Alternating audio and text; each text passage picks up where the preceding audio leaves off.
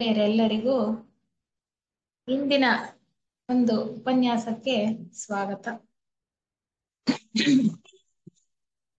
ನಾವು ಭೂ ವಿಕಾಸ ಯೋಜನೆಯ ಬಗ್ಗೆ ತಿಳ್ಕೊಳ್ತಾ ಇದ್ವಿ. ಸೌರ ಬ್ರಹ್ಮಾಂಡದಲ್ಲಿರ್ತಕ್ಕಂತಹ 10 ಯೋಜನೆಗಳಲ್ಲಿ ಭೂ ವಿಕಾಸ ಯೋಜನೆಯು ಕೂಡ ಒಂದು. ಈ ಭೂ ವಿಕಾಸ ಯೋಜನೆಯಲ್ಲಿ ನಾವು ಈ ಚಿತ್ರದಲ್ಲಿ ನೋಡುವ ಹಾಗೆ 7 ಗ್ರಹ ಮಾಲೆಗಳಿವೆ. ಆದ್ರೆ ಇಲ್ಲಿ 4 ತೋರಿಸಿದೆ, ಬೋರ್ಡಲ್ಲಿ ಜಾಗ ಇಲ್ಲ ಅಂತ. ಒಟ್ಟು 7 ಗ್ರಹಮಾಲೆಗಳು.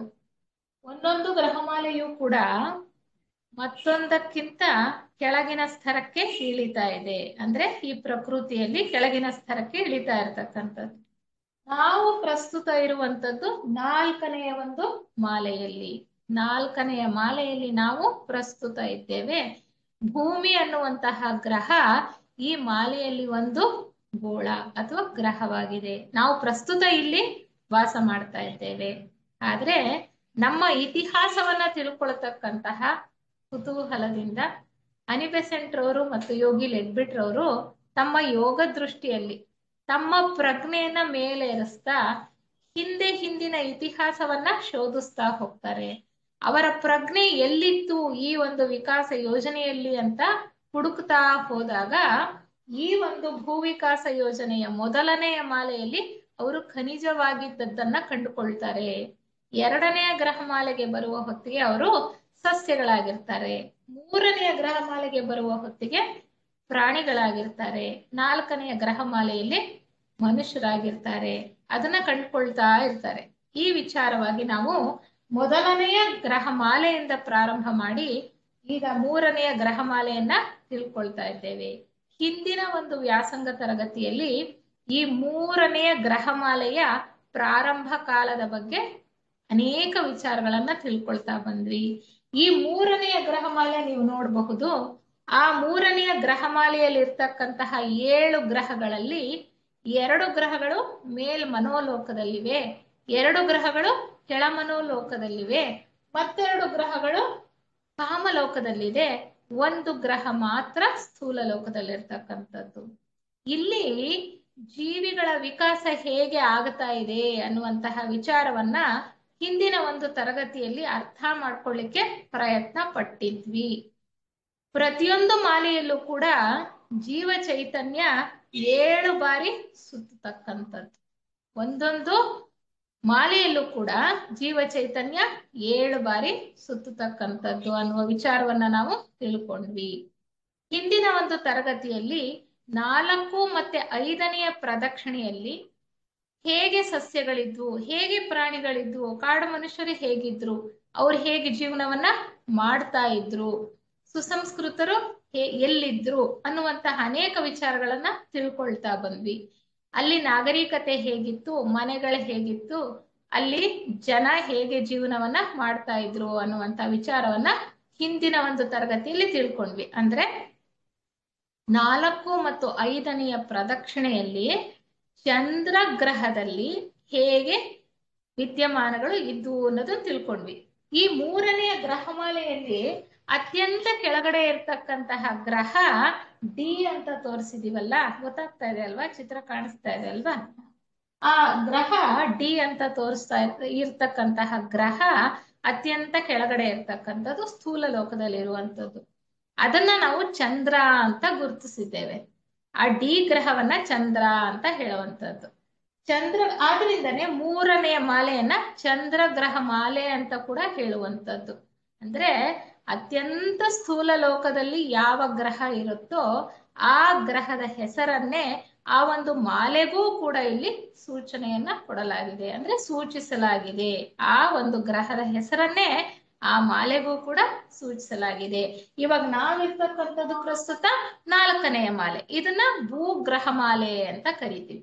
ಅದ್ರ ಹಿಂದಿಂದು ಚಂದ್ರ ಇರ್ತಕ್ಕಂಥದ್ದು ಅತ್ಯಂತ ಸ್ಥೂಲ ಲೋಕದಲ್ಲಿ ಡಿ ಗೋಳ, ಆದ್ರಿಂದ ಅದನ್ನ ಚಂದ್ರ ಗ್ರಹ ಮಾಲೆ ಅಂತ ಕರೀತಕ್ಕಂಥದ್ದು. ನಾವು ಇಲ್ಲಿ ಅನಿ ಬೆಸೆಂಟ್ ಮತ್ತು ಲೆಡ್ಬಿಟ್ ರವರು ತಮ್ಮ ಪ್ರಜ್ಞೆ ಎಲ್ಲಿತ್ತು, ಯಾವ ರೀತಿ ವಿಕಾಸ ಹೊಂದುತ್ತಾ ಇತ್ತು ಅನ್ನುವಂಥದ್ದನ್ನ ನೋಡ್ತಾ ಹೋದಾಗ ಅವರು ಅನೇಕ ವಿಚಾರಗಳನ್ನ ನಮ್ಗೆ ತಿಳಿಸ್ತಾ ಬಂದ್ರು. ಅವರು ಈ ಚಂದ್ರಗ್ರಹ ಮಾಲೆಯ ಚಂದ್ರಗ್ರಹದಲ್ಲಿದ್ದಾಗ, ಅಂದ್ರೆ ಎಲ್ಲ ಗ್ರಹಮಾಲೆಗಳಲ್ಲೂ ಕೂಡ ಅತ್ಯಂತ ಕೆಳಗಡೆ ಇರ್ತಕ್ಕಂತಹ ಒಂದು ಗ್ರಹದಲ್ಲಿ ಚಟುವಟಿಕೆ ಅಂತಕ್ಕಂಥದ್ದು ಬಹಳ ಚುರುಕಾಗಿ ನಡೀತಾ ಇರುತ್ತೆ. ನಮಗೆ ಅನೇಕ ವಿಚಾರಗಳನ್ನ ಅಥವಾ ಸಾಕಷ್ಟು ಬಹಳಷ್ಟು ವಿಚಾರಗಳನ್ನ ನಮಗೆ ಈ ಚಂದ್ರ ಗ್ರಹದಲ್ಲಿ ನಡೀತಾ ಇದ್ದಂತಹ ವಿದ್ಯಮಾನಗಳನ್ನೇ ನಮಗೆ ತಿಳಿಸ್ತಾ ಇರ್ತಕ್ಕಂಥದ್ದು. ಅಂದ್ರೆ ಈ ಮೂರನೆಯ ಮಾಲೆಯ ಡಿ ಗೋಳದಲ್ಲಿ ಯಾವ ಯಾವ ವಿದ್ಯಮಾನಗಳು ನಡೀತಾ ಇತ್ತು ಅನ್ನೋದನ್ನ ನಮ್ಗೆ ಹೇಳ್ತಾ ಬರ್ತಾರೆ. 5ನೆಯ ಪ್ರದಕ್ಷಿಣೆಯ ಸಮಯದಲ್ಲಿ ಅನೇಕ ಪ್ರಾಣಿಗಳು ವ್ಯಕ್ತೀಕರಣಗೊಳ್ತವೆ. ನಾವು ಜೀವ ವಿಕಾಸವನ್ನ ನೋಡ್ತಾ ಬಂದ್ರೆ ಥಿಯಾಸಫಿ ವಾಂಗ್ಮಯದಲ್ಲಿ ಹೇಳಿರುವ ಪ್ರಕಾರ 1, 2, 3 ಭೂತ ವರ್ಗಗಳ ನಂತರ ಖನಿಜ, ಸಸ್ಯ, ಪ್ರಾಣಿಯಿಂದ ಮನುಷ್ಯ ಬರ್ತಕ್ಕಂಥದ್ದು. ಪ್ರಾಣಿ ವರ್ಗದವರೆಗೆ ಸಮೂಹಾತ್ಮದಲ್ಲಿ ವಿಕಾಸ ಆಗ್ತಾ ಇರತಕ್ಕಂತಹ ಜೀವಿ ಮಾನವನ ವರ್ಗಕ್ಕೆ ಬಡ್ತಿಯನ್ನ ಪಡ್ಕೊಂಡಾಗ ಪ್ರತ್ಯೇಕ ಆತ್ಮನಾಗ್ತಾನೆ, ವ್ಯಕ್ತೀಕರಣಗೊಳ್ತಾನೆ, ಕಾರಣ ಶರೀರದ ರಚನೆ ಅಂತಕ್ಕಂಥದ್ದು ಆಗತ್ತೆ ಅನ್ನುವಂಥದ್ದು. ಅಂದ್ರೆ ಸಾಕಷ್ಟು ಬೆಳೆದಿದ್ದಂತಹ ಪ್ರಾಣಿಗಳು ಮನುಷ್ಯರಾಗಿ ವ್ಯಕ್ತೀಕರಣಗೊಳ್ತಾರೆ. ಆ ವಿಚಾರವಾಗಿ ನಾವು ಅನೇಕ ವಿಷಯಗಳನ್ನ ತಿಳ್ಕೊಳ್ತಾ ಬಂದ್ವಿ. ಈ 5ನೆಯ ಪ್ರದಕ್ಷಿಣೆಯಲ್ಲಿ ಅನಿ ಬೆಸೆಂಟ್ರು ಮತ್ತೆ ಲೆಡ್ಬಿಟ್ರ್ ಅವರು ಯಾರ ಒಡನಾಟದಲ್ಲಿರ್ತಾರೆ? ಮೊದಲಿಂದಲೂ ಕೂಡ ನೋಡಿ, ಎಷ್ಟೊಂದು ಹಿಂದೆ ನೋಡ್ತಾ ಹೋದ್ರು ಕೂಡ ಅವರು ಮೌರ್ಯರು ಮತ್ತು ಕುತುಮಿಯವರ ಒಡನಾಟದಲ್ಲಿರ್ತಾರೆ.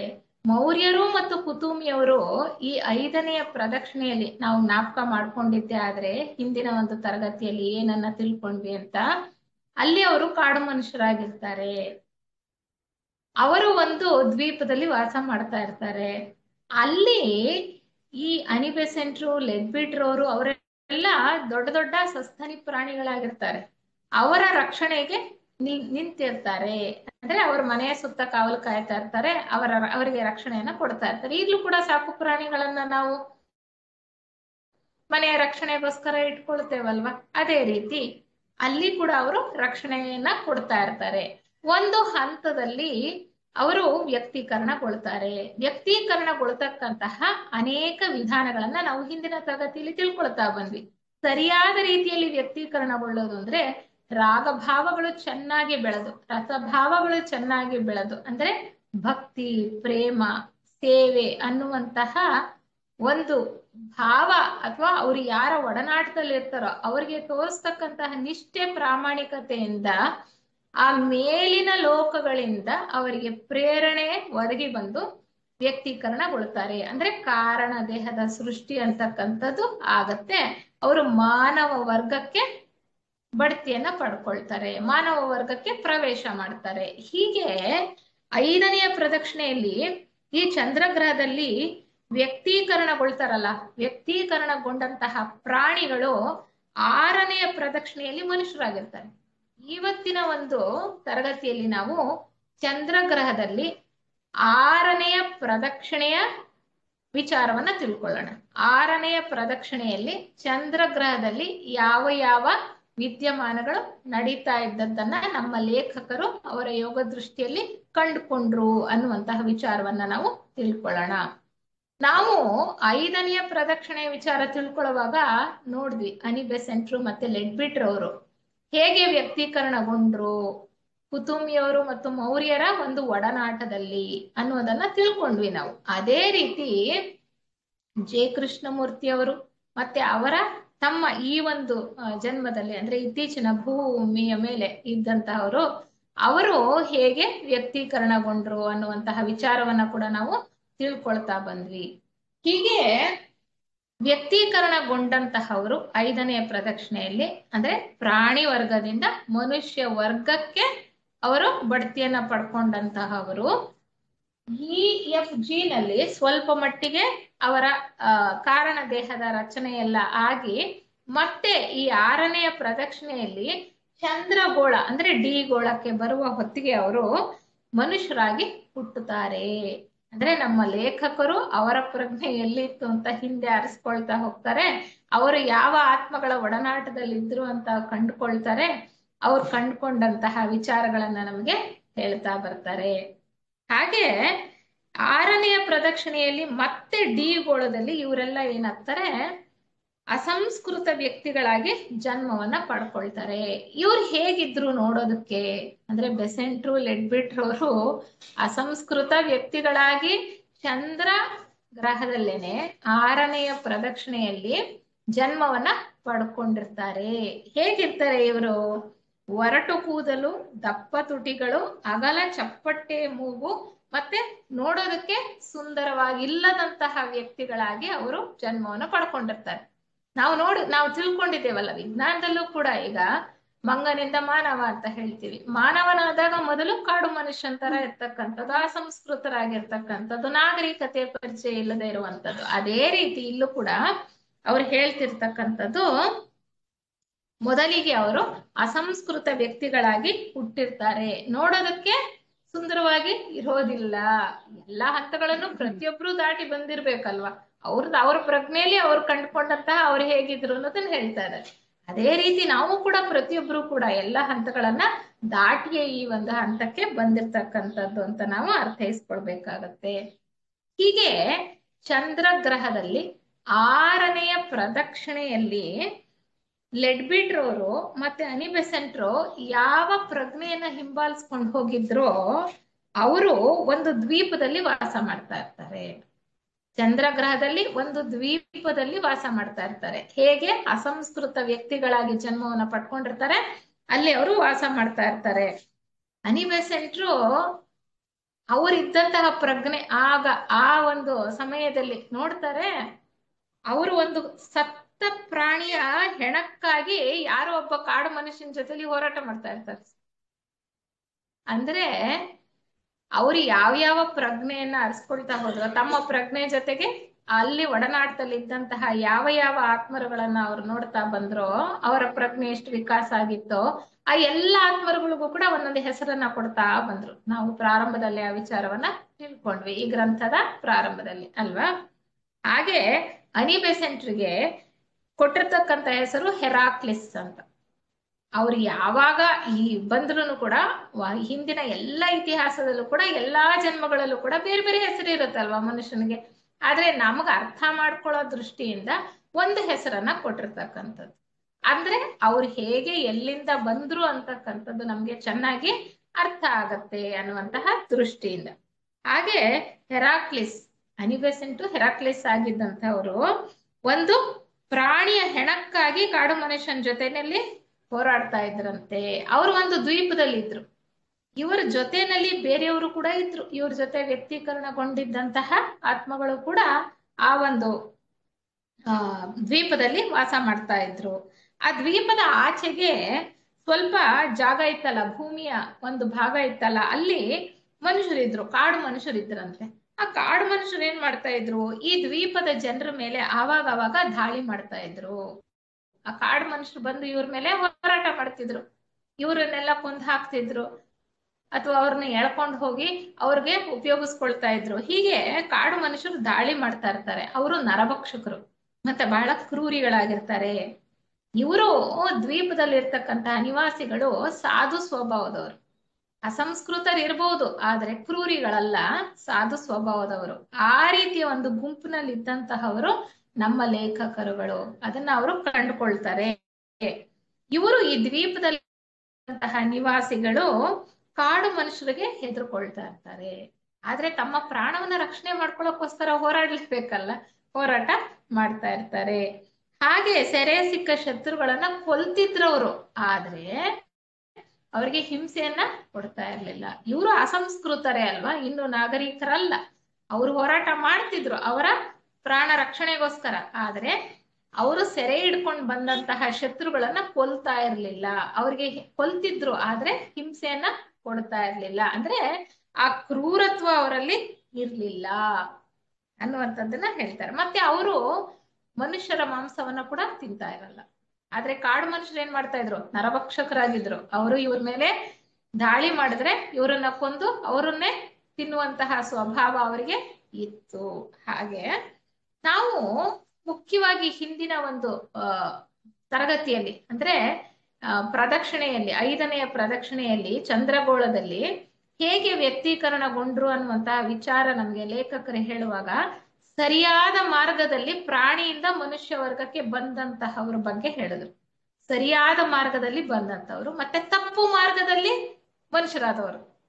ಪ್ರಾಣಿಗಳಿಂದ ಮನುಷ್ಯರು ತಪ್ಪು ಮಾರ್ಗದಲ್ಲಾದವರು, ಮತ್ತೆ ಪ್ರಾಣಿಗಳಿಂದ ಮನುಷ್ಯರು ಸರಿಯಾದ ಮಾರ್ಗದಲ್ಲಾದವರು. ಪ್ರಾಣಿಗಳಿಂದ ಮನುಷ್ಯರು ಸರಿಯಾದ ಮಾರ್ಗದಲ್ಲಿ ಅಂದ್ರೆ ಅವರಲ್ಲಿದ್ದಂತಹ, ಅವರ ಯಜಮಾನನ ಬಗ್ಗೆ ಇದ್ದಂತಹ, ಅಪ್ರಾಣಿಗಳಲ್ಲಿ ಯಜಮಾನನ ಬಗ್ಗೆ ಇದ್ದಂತಹ ನಿಷ್ಠೆ, ಪ್ರಾಮಾಣಿಕತೆ. ನಾವು ಈಗ ನೋಡಲ್ವಾ, ಈಗ ಸಾಕು ಪ್ರಾಣಿಗಳಲ್ಲಿ ಹಸುಗಳಿರ್ಬೋದು ಅಥವಾ ನಾಯಿಗಳಿರ್ಬೋದು, ಅದ್ರಲ್ಲಿ ನೋಡ್ತೀವಲ್ವಾ ನಾವು, ಬೆಕ್ಕುಗಳಿರ್ಬೋದು. ಹಾಗೆ ಆ ಪ್ರಾಣಿಗಳಲ್ಲಿ ಭಯ ಅಂತಕ್ಕಂಥದ್ದು ಇರ್ಲಿಲ್ಲ, ಭಕ್ತಿ ಅನ್ನೋದಿತ್ತು, ಯಜಮಾನನ ಬಗ್ಗೆ ಬಹಳ ಪ್ರೀತಿ ಇತ್ತು, ನಿಷ್ಠೆ ಇತ್ತು, ಪ್ರಾಮಾಣಿಕತೆ ಇತ್ತು. ಹಾಗಿದ್ದಂತಹವರು ಮನುಷ್ಯರ ಒಡನಾಟದಲ್ಲಿ ಅವರ ಮನಸ್ಸು ಬೆಳೆದು ಮೇಲಿನ ಲೋಕಗಳಿಂದ ಪ್ರಚೋದನೆ ಸಿಕ್ಕಾಗ ಅವರು ಮಾನವರಾಗಿ ವ್ಯಕ್ತೀಕರಣಗೊಂಡಿರ್ತಾರೆ. ಅದು ಸರಿಯಾದ ಮಾರ್ಗ. ಆದ್ರೆ ತಪ್ಪು ಮಾರ್ಗ ಯಾವುದು? ಅತಿಯಾದ ಭಯ. ಈಗ ಹಿಂಸೆ ಕೊಡ್ತಕ್ಕಂಥದ್ದು. ಯಾರೋ ಕಾಡು ಮನುಷ್ಯರ ಜೊತೆಲಿ ಇರ್ತಕ್ಕಂಥ ಪ್ರಾಣಿಗಳಿಗೆ ಕಾಡು ಮನುಷ್ಯರು ಬಹಳ ಹಿಂಸೆಯನ್ನ ಕೊಡ್ತಕ್ಕಂಥದ್ದು, ಅವುಗಳನ್ನ ಬಹಳವಾಗಿ ದಂಡಿಸ್ತಕ್ಕಂಥದ್ದು. ಹಾಗೆ ಮಾಡುವಾಗ ಆ ಪ್ರಾಣಿಗಳಲ್ಲಿ ಅತಿಯಾದ ಭಯ ಆಗ್ತಿತ್ತಂತೆ. ಆ ಭಯದಿಂದ ವ್ಯಕ್ತೀಕರಣಗೊಂಡಂಥವ್ರು. ಇದ್ರ ಬಗ್ಗೆ ನಾವು ಹಿಂದಿನ ತರಗತಿಯಲ್ಲಿ ಸವಿಸ್ತಾರವಾಗಿ ತಿಳ್ಕೊಂಡ್ವಿ ಅಲ್ವಾ? ಹಾಗೆ 3 ರೀತಿಯಲ್ಲಿ ಸರಿಯಾಗಿ ವ್ಯಕ್ತೀಕರಣಗೊಂಡಂಥವ್ರು, 3 ರೀತಿಯಲ್ಲಿ ತಪ್ಪು ದಾರಿಯಲ್ಲಿ ವ್ಯಕ್ತೀಕರಣಗೊಂಡಂಥವ್ರು. ಇರ್ಲಿ, ಅದನ್ನ ನಾವು ಹಿಂದಿನ ತರಗತಿಯಲ್ಲಿ ತಿಳ್ಕೊಂಡಿದ್ದೇವೆ. ಅಂದ್ರೆ ಈ ದ್ವೀಪದಲ್ಲಿದ್ದಂತಹ ನಿವಾಸಿಗಳು ಸರಿಯಾದ ರೀತಿಯಲ್ಲಿ ವ್ಯಕ್ತೀಕರಣಗೊಂಡಿದ್ರು, ಅದಕ್ಕೆ ಅವರು ಮೃದು ಸ್ವಭಾವದವರಾಗಿದ್ರು. ಅವರಲ್ಲಿ ಕ್ರೂರತ್ವ ಅಂತಕ್ಕಂಥದ್ದು ಇರ್ಲಿಲ್ಲ. ಅದೇ ಕಾಡು ಮನುಷ್ಯರು ಇವ್ರ ಮೇಲೆ ದಾಳಿ ಮಾಡ್ತಿದ್ರಲ್ಲ, ಅವರು ತಪ್ಪು ಮಾರ್ಗದಲ್ಲಿ ವ್ಯಕ್ತೀಕರಣಗೊಂಡಿದ್ರು. ಅತಿಯಾದ ಭಯ, ಹಿಂಸೆ, ಮತ್ತೆ ಕ್ರೋಧ, ಮತ್ತೆ ಯಾವ್ದಾದ್ರು ಒಂದು ಅವರ ಜೊತೆ ಇದ್ದಂತಹ ಪ್ರಾಣಿಗೆ ಹಿಂಸೆ ಆದಾಗ ಅತಿಯಾದಂತಹ ದ್ವೇಷ, ಮತ್ಸರ ಹುಟ್ಟಿದಾಗ ವ್ಯಕ್ತೀಕರಣಗೊಂಡಿದ್ರು ಆ ಒಂದು ಸಮಯದಲ್ಲಿ. ಹಾಗಾಗಿ ಈ ಕಾಡು ಮನುಷ್ಯರು ಆ ರೀತಿ ವ್ಯಕ್ತೀಕರಣಗೊಂಡಂತವ್ರು, ಅದಕ್ಕೆ ಅವರು ಕ್ರೂರಿಗಳು, ನರಭಕ್ಷಕರಾಗಿದ್ರು ಅನ್ನುವಂತ ವಿಚಾರವನ್ನ ನಮ್ಗೆ ಹೇಳ್ತಾ ಬರ್ತಾರೆ. ಈ ಕಾಡು ಮನುಷ್ಯರಲ್ಲಿ ಸ್ಕಾರ್ಪಿಯೋ ಅಂತಕ್ಕಂಥವ್ನು ಒಬ್ಬನಿದ್ದ ಅಂತ ಹೇಳ್ತಾರೆ. ಅಂದ್ರೆ ಎಲ್ರಿಗೂ ಒಂದೊಂದು ಹೆಸರು ಕೊಟ್ಟಿದ್ದಾರಲ್ವಾ ಆತ್ಮಗಳಿಗೆ. ಸ್ಕಾರ್ಪಿಯೋ ಅಂತಕ್ಕಂಥವ್ನೊಬ್ಬನ್ನ ಗುರುತಿಸ್ತಾರೆ ಅನಿ ಬೆಸೆಂಟ್ರು. ಆ ಕಾಡು ಮನುಷ್ಯರಲ್ಲಿ ಒಬ್ಬ ಇರ್ತಾನೆ, ಅವನ ಹೆಸರು ಸ್ಕಾರ್ಪಿಯೋ ಅಂತ ಇಡ್ತಾರೆ. ಯಾಕೆ ಅಂದ್ರೆ ಈ ಸ್ಕಾರ್ಪಿಯೋ ಜೊತೆ ಅನೇಕ ಸಾರಿ ಅನಿ ಬೆಸೆಂಟ್ರು ಯುದ್ಧ ಮಾಡ್ತಾರೆ. ಅಂದ್ರೆ ಹೆರಾಕ್ಲಿಸ್ ಸ್ಕಾರ್ಪಿಯೋ ಜೊತೆಗೆ ಅನೇಕ ಸಾರಿ ಯುದ್ಧವನ್ನ ಮಾಡ್ತಾರೆ. ಹೆರಾಕ್ಲಿಸ್ ಅಂದ್ರೆ ದ್ವೀಪದಲ್ಲಿದ್ದಂತಹ ಸಾಧು ಸ್ವಭಾವದ ಮನುಷ್ಯರು ಅಲ್ವಾ? ಅದೇ ಸೆರಾಕ್ಲಿಸ್ ಅಂತ ಅದೇ ನಮ್ಗೆ ಸ್ಕಾರ್ಪಿಯೋ ಅಂತಕ್ಕಂಥವನು ಕಾಡು ಮನುಷ್ಯರ ಜೊತೆಲಿ ಇದ್ದಂಥವನು, ಕ್ರೂರಿ ಅಲ್ವಾ? ಅವನು ಸ್ಕಾರ್ಪಿಯೋ. ಅವನ ಜೊತೆ ಅನೇಕ ಸಾರಿ ಯುದ್ಧ ಮಾಡ್ಬೇಕಾದಂತಹ ಪರಿಸ್ಥಿತಿ ಇವರಿಗೆ ಬರುತ್ತೆ. ನೋಡಿ ಹೇಗೆ ಇತಿಹಾಸವನ್ನ ನೋಡ್ತಾ ನೋಡ್ತಾ ಹೋದ್ರೆ ದ್ವೇಷ ಆಗಿರ್ಬೋದು ಅಥವಾ ಅದು ಪ್ರೇಮ ಆಗಿರ್ಬೋದು, ಎಷ್ಟೋ ಜನ್ಮಗಳಿಂದ ಪ್ರಾಣಿ ವರ್ಗದಿಂದಲೂ ಕೂಡ ನಮಗೆ ಮುಂದುವರ್ಕೊಂಡು ಬಂದಿರತಕ್ಕಂತಹ ಅವಕಾಶಗಳು ಬಹಳ ಇದೆ ಅನ್ನುವಂತ ವಿಚಾರ ನಮ್ಗೆ ಗೊತ್ತಾಗತ್ತೆ. ಇರೋದೇ ಹಾಗೆ, ಯಾಕೆಂದ್ರೆ ಕರ್ಮ ನಿಯಮ ನಾವು ತಿಳ್ಕೊಳ್ತಾ ಇದ್ದೀವಿ, ಪುನರ್ಜನ್ಮ ನಿಯಮ ತಿಳ್ಕೊಳ್ತೇವೆ ಥಿಯಾಸಫಿಯಲ್ಲಿ ಅಲ್ವಾ? ಹೀಗೆ ಆ ದ್ವೀಪದಲ್ಲಿ ಇದ್ರಲ್ಲ ಕೆಲವು ಮನುಷ್ಯರು, ನಾವು ಹೇಳಿದ ಹಾಗೆ ಈಗ ಅನಿ ಬೆಸೆಂಟ್ರು ಇದ್ರು, ಅವ್ರನ್ನ ಅವ್ರು ಕಂಡುಕೊಂಡ್ರು ಅಂತ ಹೇಳಿದ್ವಲ್ಲ, ಅವ್ರ ಜೊತೆನಲ್ಲಿ ಸಿರಿಯಸ್ ಅಂದ್ರೆ ಲೆಡ್ ಬೀಟ್ರ್ ಅವ್ರಿಗೆ ಕೊಟ್ಟಿದ್ದಂತಹ ಹೆಸರು.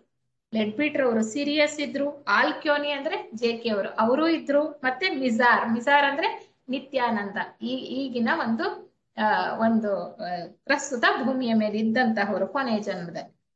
ಅವರೆಲ್ಲರೂ ಕೂಡ ಆ ದ್ವೀಪದ ವಾಸದಲ್ಲಿ ಇದ್ರು. ಅಂದ್ರೆ ಅವರೆಲ್ಲ ಒಟ್ಟಿಗಿದ್ರು, ಪ್ರಾಣಿಗಳಾಗಿದ್ದಾಗಲೂ ಕೂಡ ಅವರೆಲ್ಲ ಒಟ್ಟಿಗೆ ಇದ್ರು. ಮೌರ್ಯರು ಮತ್ತೆ ಕುತುಮಿ ಅವರು ಕಾಡು ಮನುಷ್ಯರಾಗಿದ್ದಾಗ ಅವರ ರಕ್ಷಣೆಯಲ್ಲಿ ಇವ್ರು ಕೂಡ ಅವ್ರ ಜೊತೆನಲ್ಲೇ ಅವ್ರ ಗುಡಿಸಲು ಸುತ್ತ ಇದ್ದಂತವ್ರು ಈಗ್ಲೂ ನೋಡಿ ಜೊತೆನಲ್ಲೇ ಜನ್ಮವನ್ನ ಪಡ್ಕೊಂಡಿದ್ದಾರೆ. 5ನೇ ಪ್ರದಕ್ಷಿಣೆಯಲ್ಲಿ ಪ್ರಾಣಿಗಳಾಗಿದ್ದವರು 6ನೇ ಪ್ರದಕ್ಷಿಣೆಯಲ್ಲಿ ಚಂದ್ರಗ್ರಹದಲ್ಲಿ ಮತ್ತೆ ಒಟ್ಟಾಗಿ ಜನ್ಮವನ್ನ ಪಡ್ಕೊಂಡಿರ್ತಾರೆ. ಆ ಗುಂಪಲ್ಲೇ ಇರ್ತಾರೆ.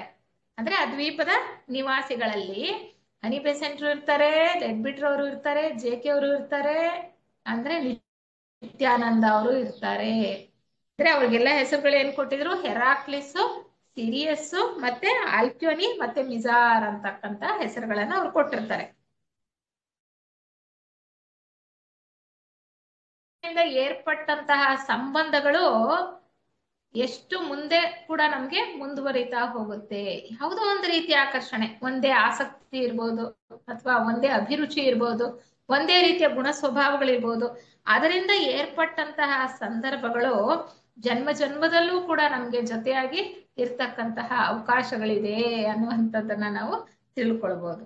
ಅವಾಗಿನ ಜನರು, ಆ ದ್ವೀಪದಲ್ಲಿ ಇದ್ದಂತಹ ಜನರು ಹೇಗಿದ್ರಪ್ಪ ಅಂದ್ರೆ, ಅವರು ಸಾಮೂಹಿಕವಾಗಿ ವಾಸ ಮಾಡ್ತಾ ಇದ್ರು. ಅಂದ್ರೆ ಒಬ್ರೊಬ್ಬರೇ ಏನಿರ್ಲಿಲ್ಲ, ಅಲ್ಲೂ ಕೂಡ ಗುಂಪು ಗುಂಪಲ್ಲಿ ಅವರು ಒಂದು ಕುಟುಂಬದಲ್ಲಿ ಏನು ವಾಸವನ್ನ ಮಾಡ್ತಾ ಇದ್ರು. ಸ್ವೇಚ್ಛೆಯಾಗಿ ಲೈಂಗಿಕ ಸಂಬಂಧವನ್ನ ಹೊಂದಿದ್ರು. ಯಾಕೆಂದ್ರೆ ಅವ್ರು ಅಸಂಸ್ಕೃತರು ಅಲ್ವಾ, ಅಲ್ಲಿ ಯಾವುದೇ ಒಂದು ಕಟ್ಟುಪಾಡು ಅಂತಕ್ಕಂಥದ್ದು ಅವ್ರಿಗೆ ಗೊತ್ತಿಲ್ಲ, ತಿಳಿದಿಲ್ಲ. ಆ ತರ ಇದ್ದಂತಹ ಒಂದು ಆ ದ್ವೀಪಕ್ಕೆ ಒಂದ್ಸಾರಿ ತಿಳಿ ನೀಲಿ ಬಣ್ಣದ ಚರ್ಮವುಳ್ಳ ವ್ಯಕ್ತಿ ಬರ್ತಾರೆ. ಅಂದ್ರೆ ಇವ್ರು ಎಲ್ಲ ಹೇಗೆ ಅಂದ್ರೆ, ಕಂದು ಬಣ್ಣದ ಚರ್ಮ ಇರುತ್ತೆ, ಗೋಧಿ ಬಣ್ಣ ಅಥವಾ ಕಂದು ಬಣ್ಣ ಅಂತ ಹೇಳ್ತೀವಲ್ಲ, ಆ ರೀತಿಯ ಚರ್ಮ ಇರುತ್ತೆ ಇವ್ರಿಗೆಲ್ಲ. ಅಸಂಸ್ಕೃತರು ಅಲ್ವಾ. ನಾವ್ ಇವಾಗ ನೀಗ್ರೋಗಳಿಗೆ ಕಪ್ಪು ಬಣ್ಣ ಇರುತ್ತೆ ಅಂತ ನಾವು ಗುರುತಿಸ್ತೀವಿ ನೋಡಿ, ಹಾಗೆ ಅವ್ರಿಗೆ ಆ ಚಂದ್ರಗ್ರಹದಲ್ಲಿ 6ನೆಯ ಪ್ರದಕ್ಷಿಣೆಯಲ್ಲಿ ಆ ದ್ವೀಪದಲ್ಲಿ ಇದ್ದಂತಹ ಅಸಂಸ್ಕೃತ ವ್ಯಕ್ತಿಗಳಿಗೆ, ಮನುಷ್ಯರಿಗೆ ಕಂದು ಬಣ್ಣದ ಚರ್ಮ ಇತ್ತು. ಆ ದ್ವೀಪಕ್ಕೆ ಒಂದ್ಸಾರಿ ಆ ಭೂಭಾಗದ ಬೇರೆ ಕಡೆಯಿಂದ ಒಬ್ಬ ಮನುಷ್ಯ ಬರ್ತಾನೆ. ಅವನ ಚರ್ಮ ನೀಲಿ ಬಣ್ಣದಿತ್ತು. ಇಲ್ಲೂ ನಾವು ಬೇರೆ ಬೇರೆ ಬಣ್ಣದ ಚರ್ಮ ಇರೋರ್ನ ಈಗ್ಲೂ ಕೂಡ ಭೂಮಿ ಮೇಲೆ ನಾವು ನೋಡ್ತೀವಲ್ಲ, ಅದೇ ರೀತಿ ಅವಾಗ್ಲೂ ಕೂಡ ಚಂದ್ರಗ್ರಹದಲ್ಲಿ ಆ ರೀತಿ ಇತ್ತು. ಆ ನೀಲಿ ಬಣ್ಣದ ಚರ್ಮ ಇದ್ದಂತಹ ವ್ಯಕ್ತಿ ಇವರು ದ್ವೀಪಕ್ಕೆ ಯಾರು, ಕುತೂಮಿಯವರು. ಕುತೂಮಿಯವರಿಗೆ ಕೊಟ್ಟಿರ್ತಕ್ಕಂತಹ ಹೆಸರು ಈ ಗ್ರಂಥದಲ್ಲಿ, ಈ ಲೇಖನದಲ್ಲಿ ಮರ್ಕ್ಯುರಿ ಅಂತ. ಅವ್ರು ಬರ್ತಾರೆ. ಅವ್ರಿಗೆ ಅವರು ನೋಡಿ, ಈ ದ್ವೀಪದಲ್ಲಿ ಇದ್ದಂಥವರೆಲ್ಲ ಇವ್ರು ಸ್ವಲ್ಪ ಅಸಂಸ್ಕೃತರಲ್ವಾ, ಅವರು ನಾಗರಿಕರಾಗಿದ್ದಂಥವ್ರು ನೋಡಿ ಆಶ್ಚರ್ಯ.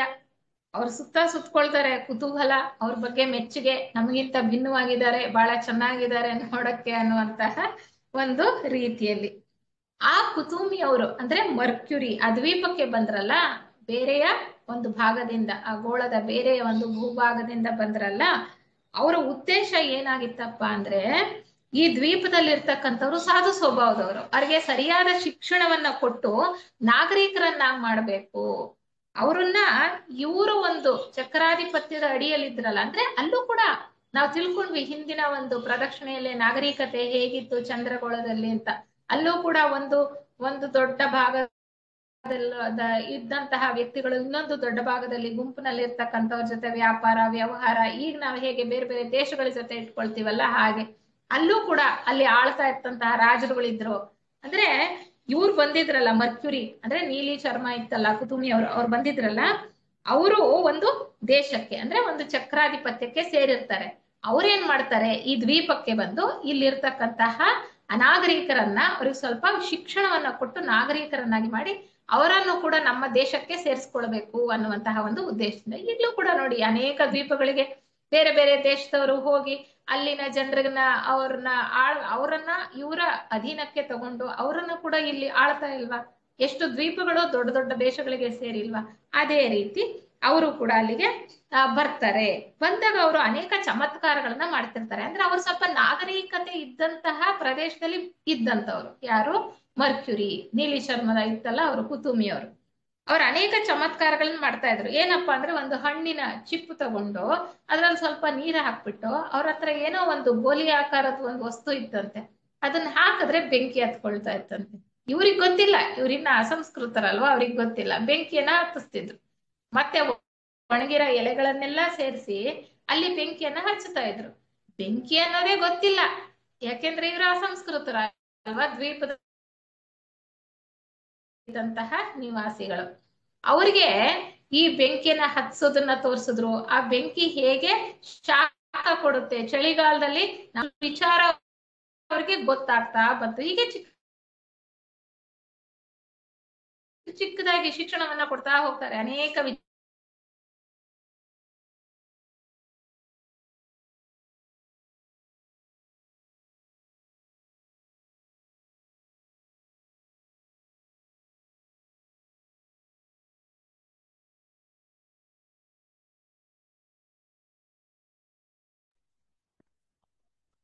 ಅವರನ್ನ ದೇವರು ಅಂತ ಪೂಜೆ ಮಾಡಕ್ಕೆ ಶುರು ಮಾಡ್ತಾರೆ. ಅಂದ್ರೆ ದೇವರು ಅನ್ನುವಂತಹ ಪೂಜ್ಯ ಭಾವನೆಯನ್ನ ಅವರು ಬೆಳೆಸ್ಕೊಳ್ತಾರೆ.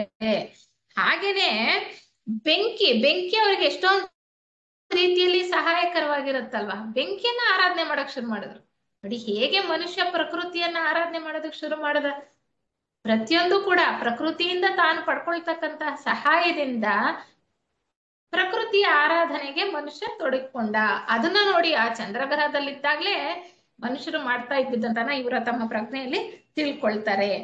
ಅವರು ಆ ವ್ಯಕ್ತಿ ಬಂದಿದ್ರಲ್ಲ, ನೀಲಿ ಚರ್ಮದ ವ್ಯಕ್ತಿ ಬಂದಿದ್ರಲ್ಲ, ಅವ್ರು ಬರೀ ಬೆಂಕಿಯನ್ನ ಹೊತ್ಸೋದು ಅಷ್ಟೇ ಅಲ್ಲ, ಆ ಭೂಮಿಯಲ್ಲಿ ಬೆಳೆ ಬೆಳೆಯೋದನ್ನ ಕಲ್ಸಿದ್ರು. ಯಾಕೆಂದ್ರೆ ಅಲ್ಲಿ ಬರೀ ಮಾಂಸಾಹಾರಿಗಳಾಗಿದ್ರು ಮುಂಚೆ ಅಲ್ವಾ. ನರಭಕ್ಷಕರು ಕೂಡ ಇದ್ರು. ಅಂದ್ರೆ ಈ ದ್ವೀಪದಲ್ಲಿ ನರಭಕ್ಷಕರು ಇರ್ಲಿಲ್ಲ. ಅಲ್ಲಿ ಆ ಭೂಮಿಯಲ್ಲಿ ಬೆಳೆ ಬೆಳೆಯೋದನ್ನ ಇವರು ಕಲ್ಸ್ಕೊಟ್ರು ಅವ್ರಿಗೆ. ಗೆಡ್ಡೆ ತರಕಾರಿಗಳನ್ನ ಬೆಳೆದ್ರು. ಮತ್ತೆ ಆ ಗೆಡ್ಡೆಗಳಿಂದ ಗಂಜಿ ತಯಾರಿಸೋದನ್ನ ಕಲ್ಸ್ಕೊಟ್ರು. ಅಂದ್ರೆ ನಿಧಾನವಾಗಿ ಮಾಂಸಾಹಾರಿಗಳಿಂದ ಸಸ್ಯಾಹಾರಿಗಳ ಆಗೋದಕ್ಕೆ ಬೇಕಾದಂತಹ ಒಂದು ಪ್ರಕ್ರಿಯೆ ಅಥವಾ ಅನುಕೂಲತೆಗಳು ಅವರಿಗೆ ಒಂದು ತಿಳುವಳಿಕೆಯನ್ನ ಕೊಡ್ತಾ ಹೋದ್ರು. ಆ ಗೆಡ್ಡೆಯಿಂದ ಗಂಜಿ ತಯಾರಿಸಿ ಕುಡಿಯೋದಕ್ಕೆ ಶುರು ಮಾಡಿದ್ರು. ಮತ್ತೆ ಗೆಡ್ಡೆಯ ರಸದಿಂದ ಸಕ್ಕರೆನ ಕೂಡ ತಯಾರು ಮಾಡ್ಬೋದು ಅನ್ನೋದನ್ನ ತೋರಿಸ್ಕೊಡ್ತಾರೆ. ನೋಡಿ ಅವರು ಕೂಡ ಎಷ್ಟೊಂದು ಹಂತಗಳನ್ನ ದಾಟಿ ಬಂದಿರ್ತಕ್ಕಂಥವ್ರೆ ಪ್ರತಿಯೊಬ್ರು ಕೂಡ. ಮತ್ತೆ ಈ ದ್ವೀಪದ ಮೇಲೆ ವಾಸವಾಗಿದ್ರಲ್ಲ ಕೆಲವು ಜನ, ಅಲ್ಲಿ ಕೂಡ ಹೆರಾಕ್ಲಿಸ್ ಮತ್ತೆ ಸಿರಿಯಸ್ ಆಪ್ತ ಸ್ನೇಹಿತರಾಗಿದ್ರು. ಪ್ರಾಣಿ ವರ್ಗದಲ್ಲೂ ಅವರಿಬ್ರು ಜೊತೆಲೇ ಇದ್ರು. ಈ ವ್ಯಕ್ತೀಕರಣಗೊಂಡು ಈ ದ್ವೀಪದಲ್ಲಿ ಮನುಷ್ಯರಾಗಿ ಹುಟ್ಟಿದಾಗ್ಲೂ ಕೂಡ ಅವರಿಬ್ರು ಫ್ರೆಂಡ್ಸ್ ಆಗಿದ್ರು, ಸ್ನೇಹಿತರಾಗಿದ್ರು. ಸಿರಿಯಸ್ ಅಂದ್ರೆ ಲೆಡ್ ಬಿಟ್ರು ಅವರು, ಮತ್ತಿನ್ಯಾರು ಅಲ್ಲ. ಅವರೇ ತಮ್ಮ ಯೋಗ ದೃಷ್ಟಿಯಲ್ಲಿ ಕಂಡುಕೊಂಡು ಈ ಒಂದು ಗ್ರಂಥದಲ್ಲಿರ್ತಕ್ಕಂಥ ವಿಚಾರವನ್ನ ಬರೆದಿರ್ತಕ್ಕಂಥದ್ದು. ಹೀಗೆ ಹೆರಾಕ್ಲಿಸ್ ಮತ್ತೆ ಸಿರಿಯಸ್ ಆಪ್ತ ಸ್ನೇಹಿತರಾಗಿದ್ರು. ಒಂದ್ಸಾರಿ ಕಾಡು ಜನರ ಗುಂಪು ಈ ದ್ವೀಪದ ವಾಸಿಗಳ ಮೇಲೆ ದಾಳಿ ಮಾಡಿದ್ರು. ಅವಾಗ ದಾಳಿ ಮಾಡ್ತಾರೆ ಅಂತ ತಿಳ್ಕೊಂಡ್ವಲ್ಲ ಈ ಕಾಡು ಜನರು, ನರಭಕ್ಷಕರು. ಒಂದ್ಸರಿ ದಾಳಿ ಮಾಡಿದಾಗ ಇಲ್ಲಿದ್ದಂತಹ ಅನೇಕ ಹೆಂಗಸರನ್ನ, ಮಕ್ಕಳನ್ನ ಎಲ್ರನ್ನೂ ಎಳ್ಕೊಂಡು ಹೋಗ್ಬಿಡ್ತಾರೆ. ಅವಾಗ ಹೆರಾಕ್ಲಿಸ್ ಬಹಳ ವೀರಾವೇಶದಿಂದ ಹೋರಾಡ್ತಕ್ಕಂಥ ಸ್ವಭಾವ ನೋಡಿ, ಯಾವಾಗಿಂದ ಬಂದಿರೋ ಸ್ವಭಾವ. ಅನಿಬೆಸೆಂಟ್ರಿಗೆ ಈ ಜನ್ಮದಲ್ಲೂ ನಾವು ಕಂಡ ಹಾಗೆ ತಿಳ್ಕೊಂಡ ಹಾಗೆ ಥಿಯಾಸಫಿ ವಾಂಗ್ಮಯದಲ್ಲಿ ಸತ್ಯಕ್ಕಾಗಿ ಹೋರಾಟ, ನ್ಯಾಯಕ್ಕಾಗಿ ಹೋರಾಟ ಎಷ್ಟು ಮಾಡ್ತಿದ್ರಲ್ವ. ಹಾಗೆ ಆಗ ಇವರು ಕಾಡು ಜನರು ಕರ್ಕೊಂಡು ಹೋಗಿದ್ದಾರೆ ಅನ್ಯಾಯವಾಗಿ ಅಂತ ಗೊತ್ತಾದಾಗ ಅವ್ರೇನ್ ಮಾಡ್ತಾರೆ, ಅವ್ರ ಜೊತೆ ಯುದ್ಧ ಮಾಡ್ತಾರೆ. ಅವ್ರನ್ನೆಲ್ಲ ಕರ್ಕೊಂಡು ಬರ್ತಾರೆ, ಬಿಡಿಸ್ತಾರೆ. ಆವಾಗ ಒಂದು ಗುಡಿಸ್ಲಲ್ಲಿ ಒಬ್ಬ ವ್ಯಕ್ತಿ ಇರ್ತಾನೆ, ಅವನು ಗಾಯಗೊಂಡಿರ್ತಾನೆ. ಗುಡಿಸ್ಲಿರುತ್ತೆ ಅಲ್ಲಿ, ಅಲ್ಲೊಂದು ವ್ಯಕ್ತಿನ ಸೆರೆ ಇಟ್ಟಿರ್ತಾರೆ. ಅವ್ರಿನ್ ಯಾರು ಅಲ್ವಂತೆ, ಅವರು ಮೌರ್ಯ ಮಹರ್ಷಿಗಳು. ಆಗ ಅಲ್ಲಿ ಜನ್ಮ ಪಡ್ಕೊಂಡಿದ್ದಂತ, ಚಂದ್ರಗ್ರಹದಲ್ಲಿ ಜನ್ಮ ಪಡ್ಕೊಂಡಿದ್ದ, ಅಂದ್ರೆ ಮಾರ್ಸ್ ಅಂತ ಹೇಳ್ತಾರೆ. ಅವ್ರು ಗಾಯ ಆಗಿ ಆ ಗುಡಿಸ್ಲಲ್ಲಿ ಇರ್ತಾರೆ. ಅವ್ರಿಗೂ ಕೂಡ ಈ ಮರ್ಕ್ಯೂರಿಯ ಹಾಗೆ ನೀಲಿ ಚರ್ಮ ಇರುತ್ತೆ. ಭೂಮಿಯವ್ರ ಹಾಗೆ ನಾಗರಿಕ ಒಂದು ಭೂ ಖಂಡದಿಂದ ಬಂದಂತಹವರಲ್ವಾ, ನಾಗರಿಕತೆ ಬೆಳೆದಂತಹ ಖಂಡದಿಂದ ಬಂದಂತವ್ರು. ಅವ್ರದ್ದು ಕೂಡ ನೀಲಿ ಚರ್ಮ ಇರುತ್ತೆ. ಅವ್ರನ್ನ ಹೆರಾಕ್ಲಿಸ್ ಅಂದ್ರೆ ಎಲಿಬೆಸೆಂಟ್ರ್ ಅಲ್ವಾ, ಅವ್ರ ಗುಂಪು ಬಿಡಿಸ್ಕೊಂಡ್ ಬಂದು ತಮ್ಮ ದ್ವೀಪಕ್ಕೆ ಕರ್ಕೊಂಡ್ ಬರ್ತಾರೆ. ಕಾಡು ಮನುಷ್ಯರು ದಾಳಿ ಮಾಡಿ ಇವ್ರನ್ನೆಲ್ಲ ಸೆರೆ ಹಿಡ್ದಿರ್ತಾರೆ. ಸೆರೆ ಹಿಡ್ಕೊಂಡಂತ ಇವ್ರನ್ನೂ ನೋಡ್ತಾರೆ, ಯಾರನ್ನ, ಮಾರ್ಸ್ ಅನ್ನ ನೋಡ್ತಾರೆ. ಅವ್ರನ್ನ ಕರ್ಕೊಂಡ್ ಬಂದು ದ್ವೀಪಕ್ಕೆ ಉಪಚಾರ ಮಾಡೋದಕ್ಕೆ, ಅವ್ರಿಗೆ ಔಷಧೋಪಚಾರ ಮಾಡ್ಲಿಕ್ಕೋಸ್ಕರ ಕರ್ಕೊಂಡ್ ಬರ್ತಾರೆ. ಅವ್ರು ತುಂಬಾ ಗಾಯಗೊಂಡಿರ್ತಾರೆ. ಆಗ ಅವ್ರು ಬಂದಾಗ ಅವರು ಮರ್ಕ್ಯೂರಿನ ಗುರ್ತಿಸ್ತಾರೆ. ಮರ್ಕ್ಯೂರಿ ಅವರು ನೀಲಿ ಚರ್ಮದವ್ರಲ್ವಾ, ಅವರು ಆ ಪ್ರದೇಶದಿಂದಾನೇ ಬಂದಿರ್ತಾರೆ ಇವ್ರ ದ್ವೀಪಕ್ಕೆ. ಇವ್ರನ್ನ ಸ್ವಲ್ಪ ನಾಗರಿಕರನ್ನಾಗಿ ಮಾಡ್ಬೇಕು ಅಂತ. ಆಗ ಅವರಿಬ್ರು ನೋಡಿ, ಓ ಇವರು ನನ್ನ ಸ್ನೇಹಿತ ಅಂತ ಗುರ್ತಿಸ್ತಾರಂತೆ. ಅಂದ್ರೆ ಮಾರ್ಸ್ ಮತ್ತೆ ಮರ್ಕ್ಯೂರಿಯನ್ನ ಗುರ್ತಿಸ್ತಾರೆ. ಓ ಇವನು ನನ್ನ ಸ್ನೇಹಿತ ಅಂತ ಗುರ್ತಿಸ್ತಾರೆ. ಮತ್ತೆ ಅವ್ರ ಜೊತೆನಲ್ಲೇ ಇರ್ತಾರೆ. ಹೀಗೆ ಹೆರಾಕ್ಲಿಸ್ ಮಾರ್ಸ್ ಬಗ್ಗೆ ವಿಶ್ವಾಸವನ್ನ ತಾಳಿ ಶುಶ್ರೂಷೆ ಮಾಡ್ತಾರೆ.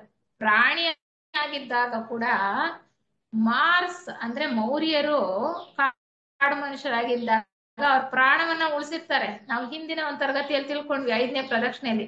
ನೋಡಿ ಈಗ ಮತ್ತೆ ಸಂಬಂಧ ಹೇಗ್ ಮುಂದುವರಿತಾ ಇದೆ. ಈಗ್ಲೂ ಕೂಡ ಅವ್ರು ಗಾಯಗೊಂಡಿದ್ದಾಗ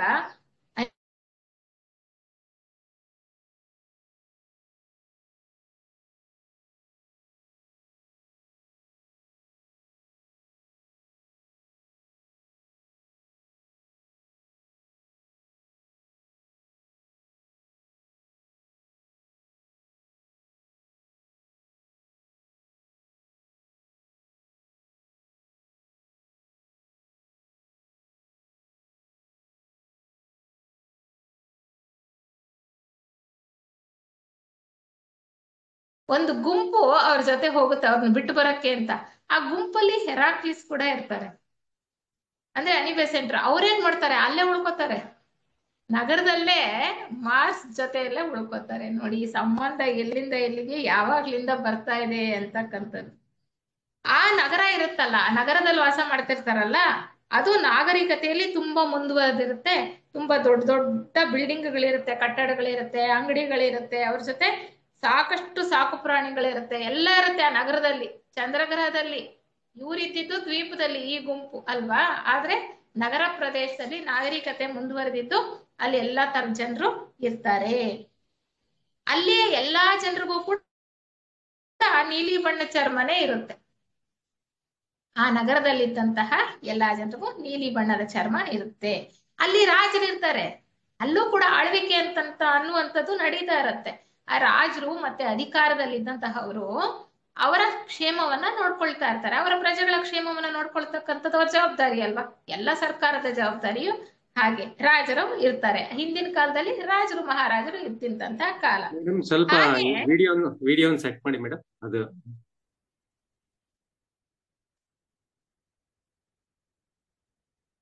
ಸರಿ ಸರ್? ಇಲ್ಲ, ರೊಟೇಟ್ ಆಗ್ಲಿಲ್ಲ, ಬರ್ತಾ ಇಲ್ಲ ಸರಿಯಾಗಿ. ಅಂದ್ರೆ ಇದು ಬರ್ತಾ ಇದೆ, ವರ್ಟಿಕಲ್ ಆಗಿ ಬರ್ತಾ ಇದೆ. ಆಟೋ ರೊಟೇಟ್ ಏನೋ ಯಾವ್ದಾದ್ರು ಫೋನ್ ಬಂತು ಅನ್ಸುತ್ತೆ ನಿಮ್ಗೆ. ಸರಿ ಇದೆಯಲ್ಲ ಸರ್, ನಂದು ಹಾರಿಜಾಂಟಲ್ ಇದೆ ಮಾಡಿ. ಹೌದಾ, ಈ ಉಲ್ಟಾ ಬರ್ತಾ ಇದೆ, ಅಂದ್ರೆ ಉದ್ದುದ್ದ ಬರ್ತಾ ಇದೆ. ಚೇಂಜ್ ಮಾಡ್ಬೇಕಾ? ಹಾ ಮಾಡ್ಬೇಕು ಮೇಡಮ್, ಅಡ್ಡಡ್ಡ ಬರ್ತಾ ಇದೆ. ಅಂದ್ರೆ ಪಾಸ್ಗೆ ಇಡ್ತೀನಿ ಒಂದ್ ನಿಮಿಷ. ಸರಿ ಇದೆಯಾ ಸರ್? ಇದ್ರಲ್ಲ ಒಂದೊಂದು ಪ್ರದೇಶವನ್ನ ಆಳ್ತಾ ಇದ್ರಲ್ಲ, ಅವರೆಲ್ಲರೂ ಕೂಡ ಒಂದು ಗುಂಪಿನ ಜನರ ಜೊತೆ ಸಂಪರ್ಕವನ್ನ ಹೊಂದಿದ್ರು ಅಂತಾರೆ. ಒಂದು ಗುಂಪು ಅಂದ್ರೆ ಮತ್ಯಾರು ಅಲ್ಲ, ಚಂದ್ರಗ್ರಹದ ಪ್ರಭುಗಳು, ಅಂದ್ರೆ ಜೀವನ್ ಮುಕ್ತರ ಜೊತೆಲಿ ಅವರ ಸಂಪರ್ಕ ಇತ್ತಂತೆ. ಅಂದ್ರೆ ಅಲ್ಲಿ ಹೊರಗಡೆ ನಡೀತಕ್ಕಂತಹ ರಾಜ್ಯಭಾರವನ್ನ ಮಾಡ್ತಕ್ಕಂತಹ ವಿಧಾನದಲ್ಲೂ ಕೂಡ ಬೇಕಾದಂತಹ ಸಲಹೆಗಳನ್ನ, ಮಾರ್ಗದರ್ಶನವನ್ನ ಜೀವನ್ ಮುಕ್ತರಿಂದ ಪಡ್ಕೊಳ್ತಾ ಇದ್ರು. ಜೀವನ್ ಮುಕ್ತರದ್ದೇ ಒಂದು ಸರ್ಕಾರ ಇದೆ, ಅಂತರಂಗ ಸರ್ಕಾರ ಅಂತ ನಾವು ತಿಳ್ಕೊಂಡಿದೀವಲ್ವಾ. ಪ್ರತಿಯೊಂದು ಒಂದೊಂದು ಗ್ರಹದ ಮೇಲೆ ನಡೀತಕ್ಕಂತಹ ವಿದ್ಯಮಾನಗಳನ್ನ ಅವರೇ ಮಾರ್ಗದರ್ಶನ ಕೊಡ್ತಾ ಇರ್ತಕ್ಕಂಥದ್ದು. ಹಾಗೆ ಅವರ ಕೆಲಸದಲ್ಲಿ ಅವರು ಮಾರ್ಗದರ್ಶನವನ್ನ ಕೊಡೋದಕ್ಕೋಸ್ಕರ ಈ ರಾಜ ಮಹಾರಾಜರ ಜೊತೆ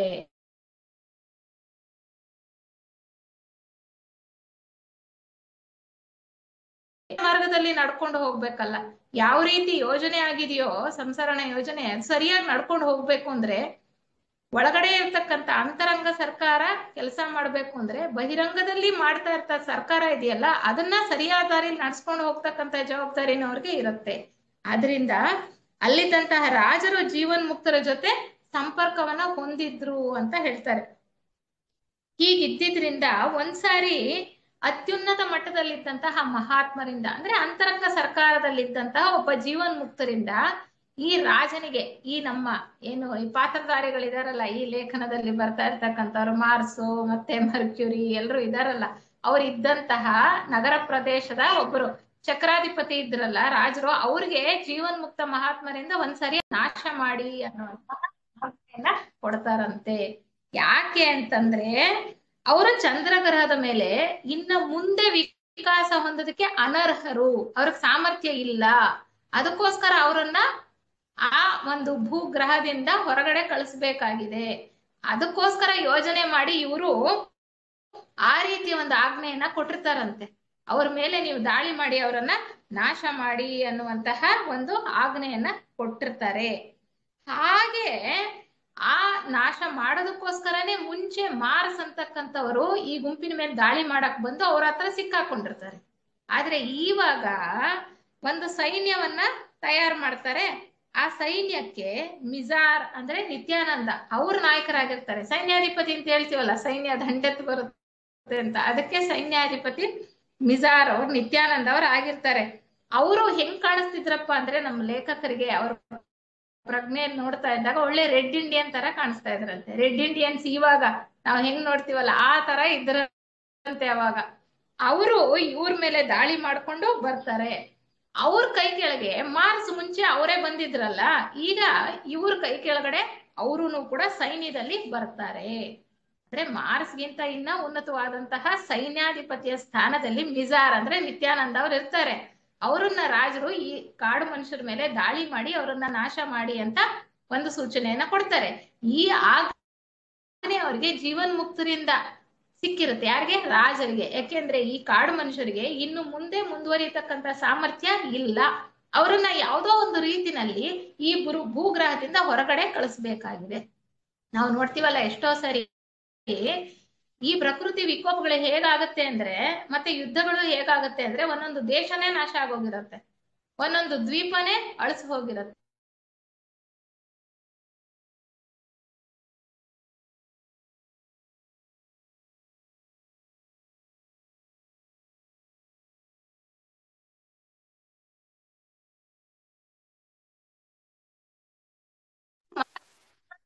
ನಗರಕ್ಕೆ ಅವರು ಕೂಡ ಸೇವಕನಾಗಿ ಬಂದಿರ್ತಾರೆ. ಯಾರ್ಯಾರಿದ್ರು ನೋಡಿ, ನಿಜಾರ್ ಅಂದ್ರೆ ನಿತ್ಯಾನಂದ ಆ ಸೈನ್ಯದ ಸೇನಾಧಿಪತಿ ಆಗಿದ್ರು. ಮಾರ್ಸು ಅವ್ರ ಕೈ ಕೆಳಗಿದ್ರು. ಅವ್ರ ಕೈ ಕೆಳಗೆ ಸೇವಕನಾಗಿ ನಮ್ಮ ಹೆರಾಕ್ಲೆಸ್ ಅನಿಬೆಸೆಂಟ್ರು ಕೂಡ ಇದ್ರು. ಆ ದ್ವೀಪದಲ್ಲಿದ್ದಂತಹ ಕಾಡು ಜನರನ್ನ ರಕ್ಷಣೆ ಮಾಡಿ ಆ ಕಾಡು ಜನರಿಂದ ಈ ಸಾಧು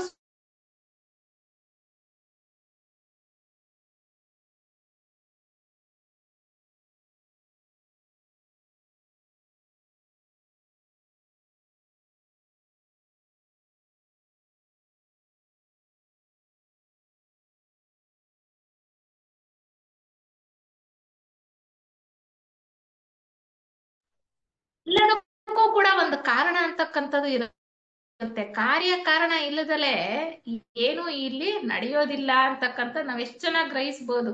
ಹಿಂದೆ ಚಂದ್ರಗ್ರಹದ ಮೇಲೂ ಕೂಡ ಅದೇ ಆಗಿರ್ತಕ್ಕಂಥದ್ದು. ಹೀಗೆ ಇವರನ್ನ ಅಸಮರ್ಥರು ಅಂತ ಪರಿಗಣಿಸಿದ್ರಲ್ಲ, ಅಲ್ಲಿ ಒಂದೊಂದು ಗ್ರಹಮಾಲೆಯನ್ನ ನೋಡ್ಕೊಳ್ಳೋದಕ್ಕೂ ಕೂಡ ಒಬ್ಬೊಬ್ರು ಮನುಗಳಿರ್ತಾರೆ. ಬೀಜ ಮನು, ಬೇರು ಮನು ನಾವೆಲ್ಲ ತಿಳ್ಕೊಂಡ್ವಿ ಅಲ್ವಾ?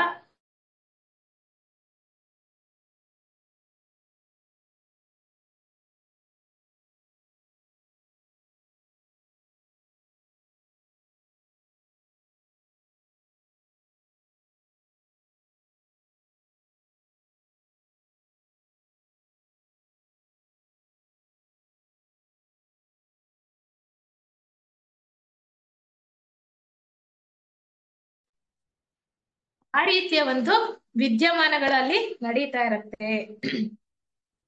ಅಂದ್ರೆ ನೋಡಿ, ಚಂದ್ರಗ್ರಹದಲ್ಲಿ ಆರನೆಯ ಪ್ರದಕ್ಷಿಣೆಯಲ್ಲಿ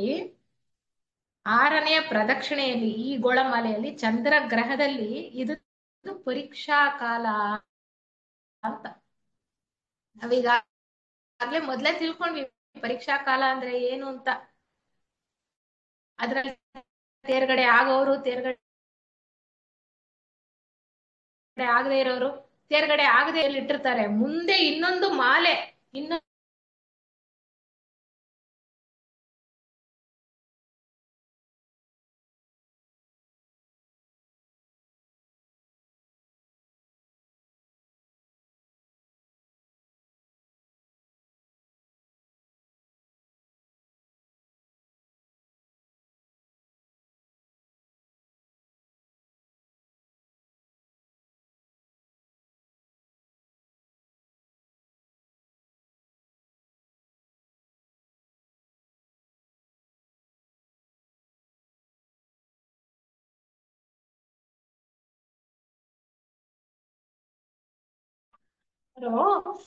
ಅವರನ್ನ ಮುಂದೆ ಎಲ್ಲಿ ನಮಗೆ ಸರಿಯಾದಂತಹ ರೀತಿಯಲ್ಲಿ ಎಲ್ಲಿ ಹುಟ್ಟಿ ವಿಕಾಸ ಹೊಂದಬೇಕೋ ಅಲ್ಲಿ ಕಳಿಸ್ತಾರೆ.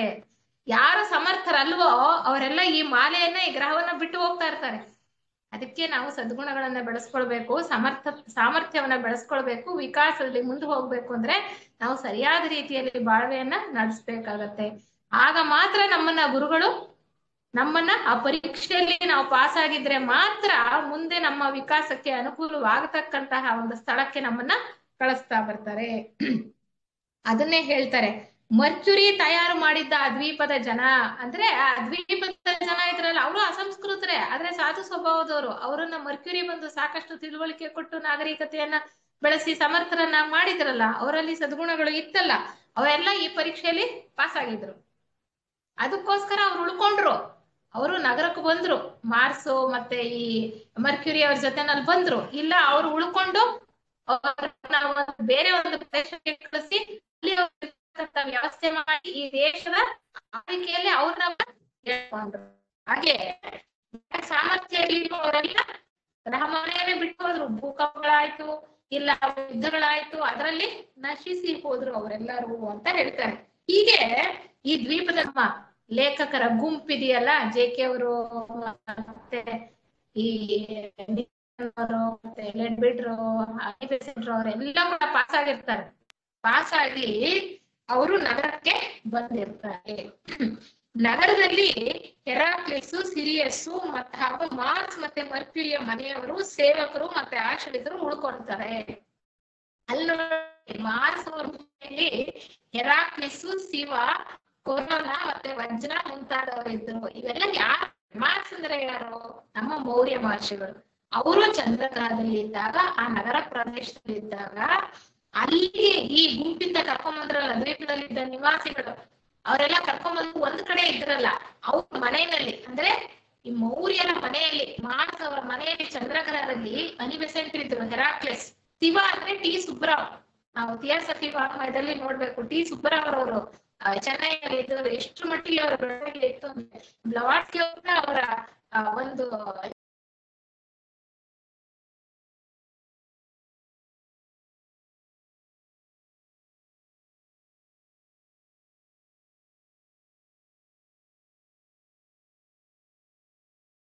ಎಲ್ಲ ಒಂದು ಮನೇಲಿ ಇರ್ತಾರಂತೆ ಚಂದ್ರಗ್ರಹದಲ್ಲಿ.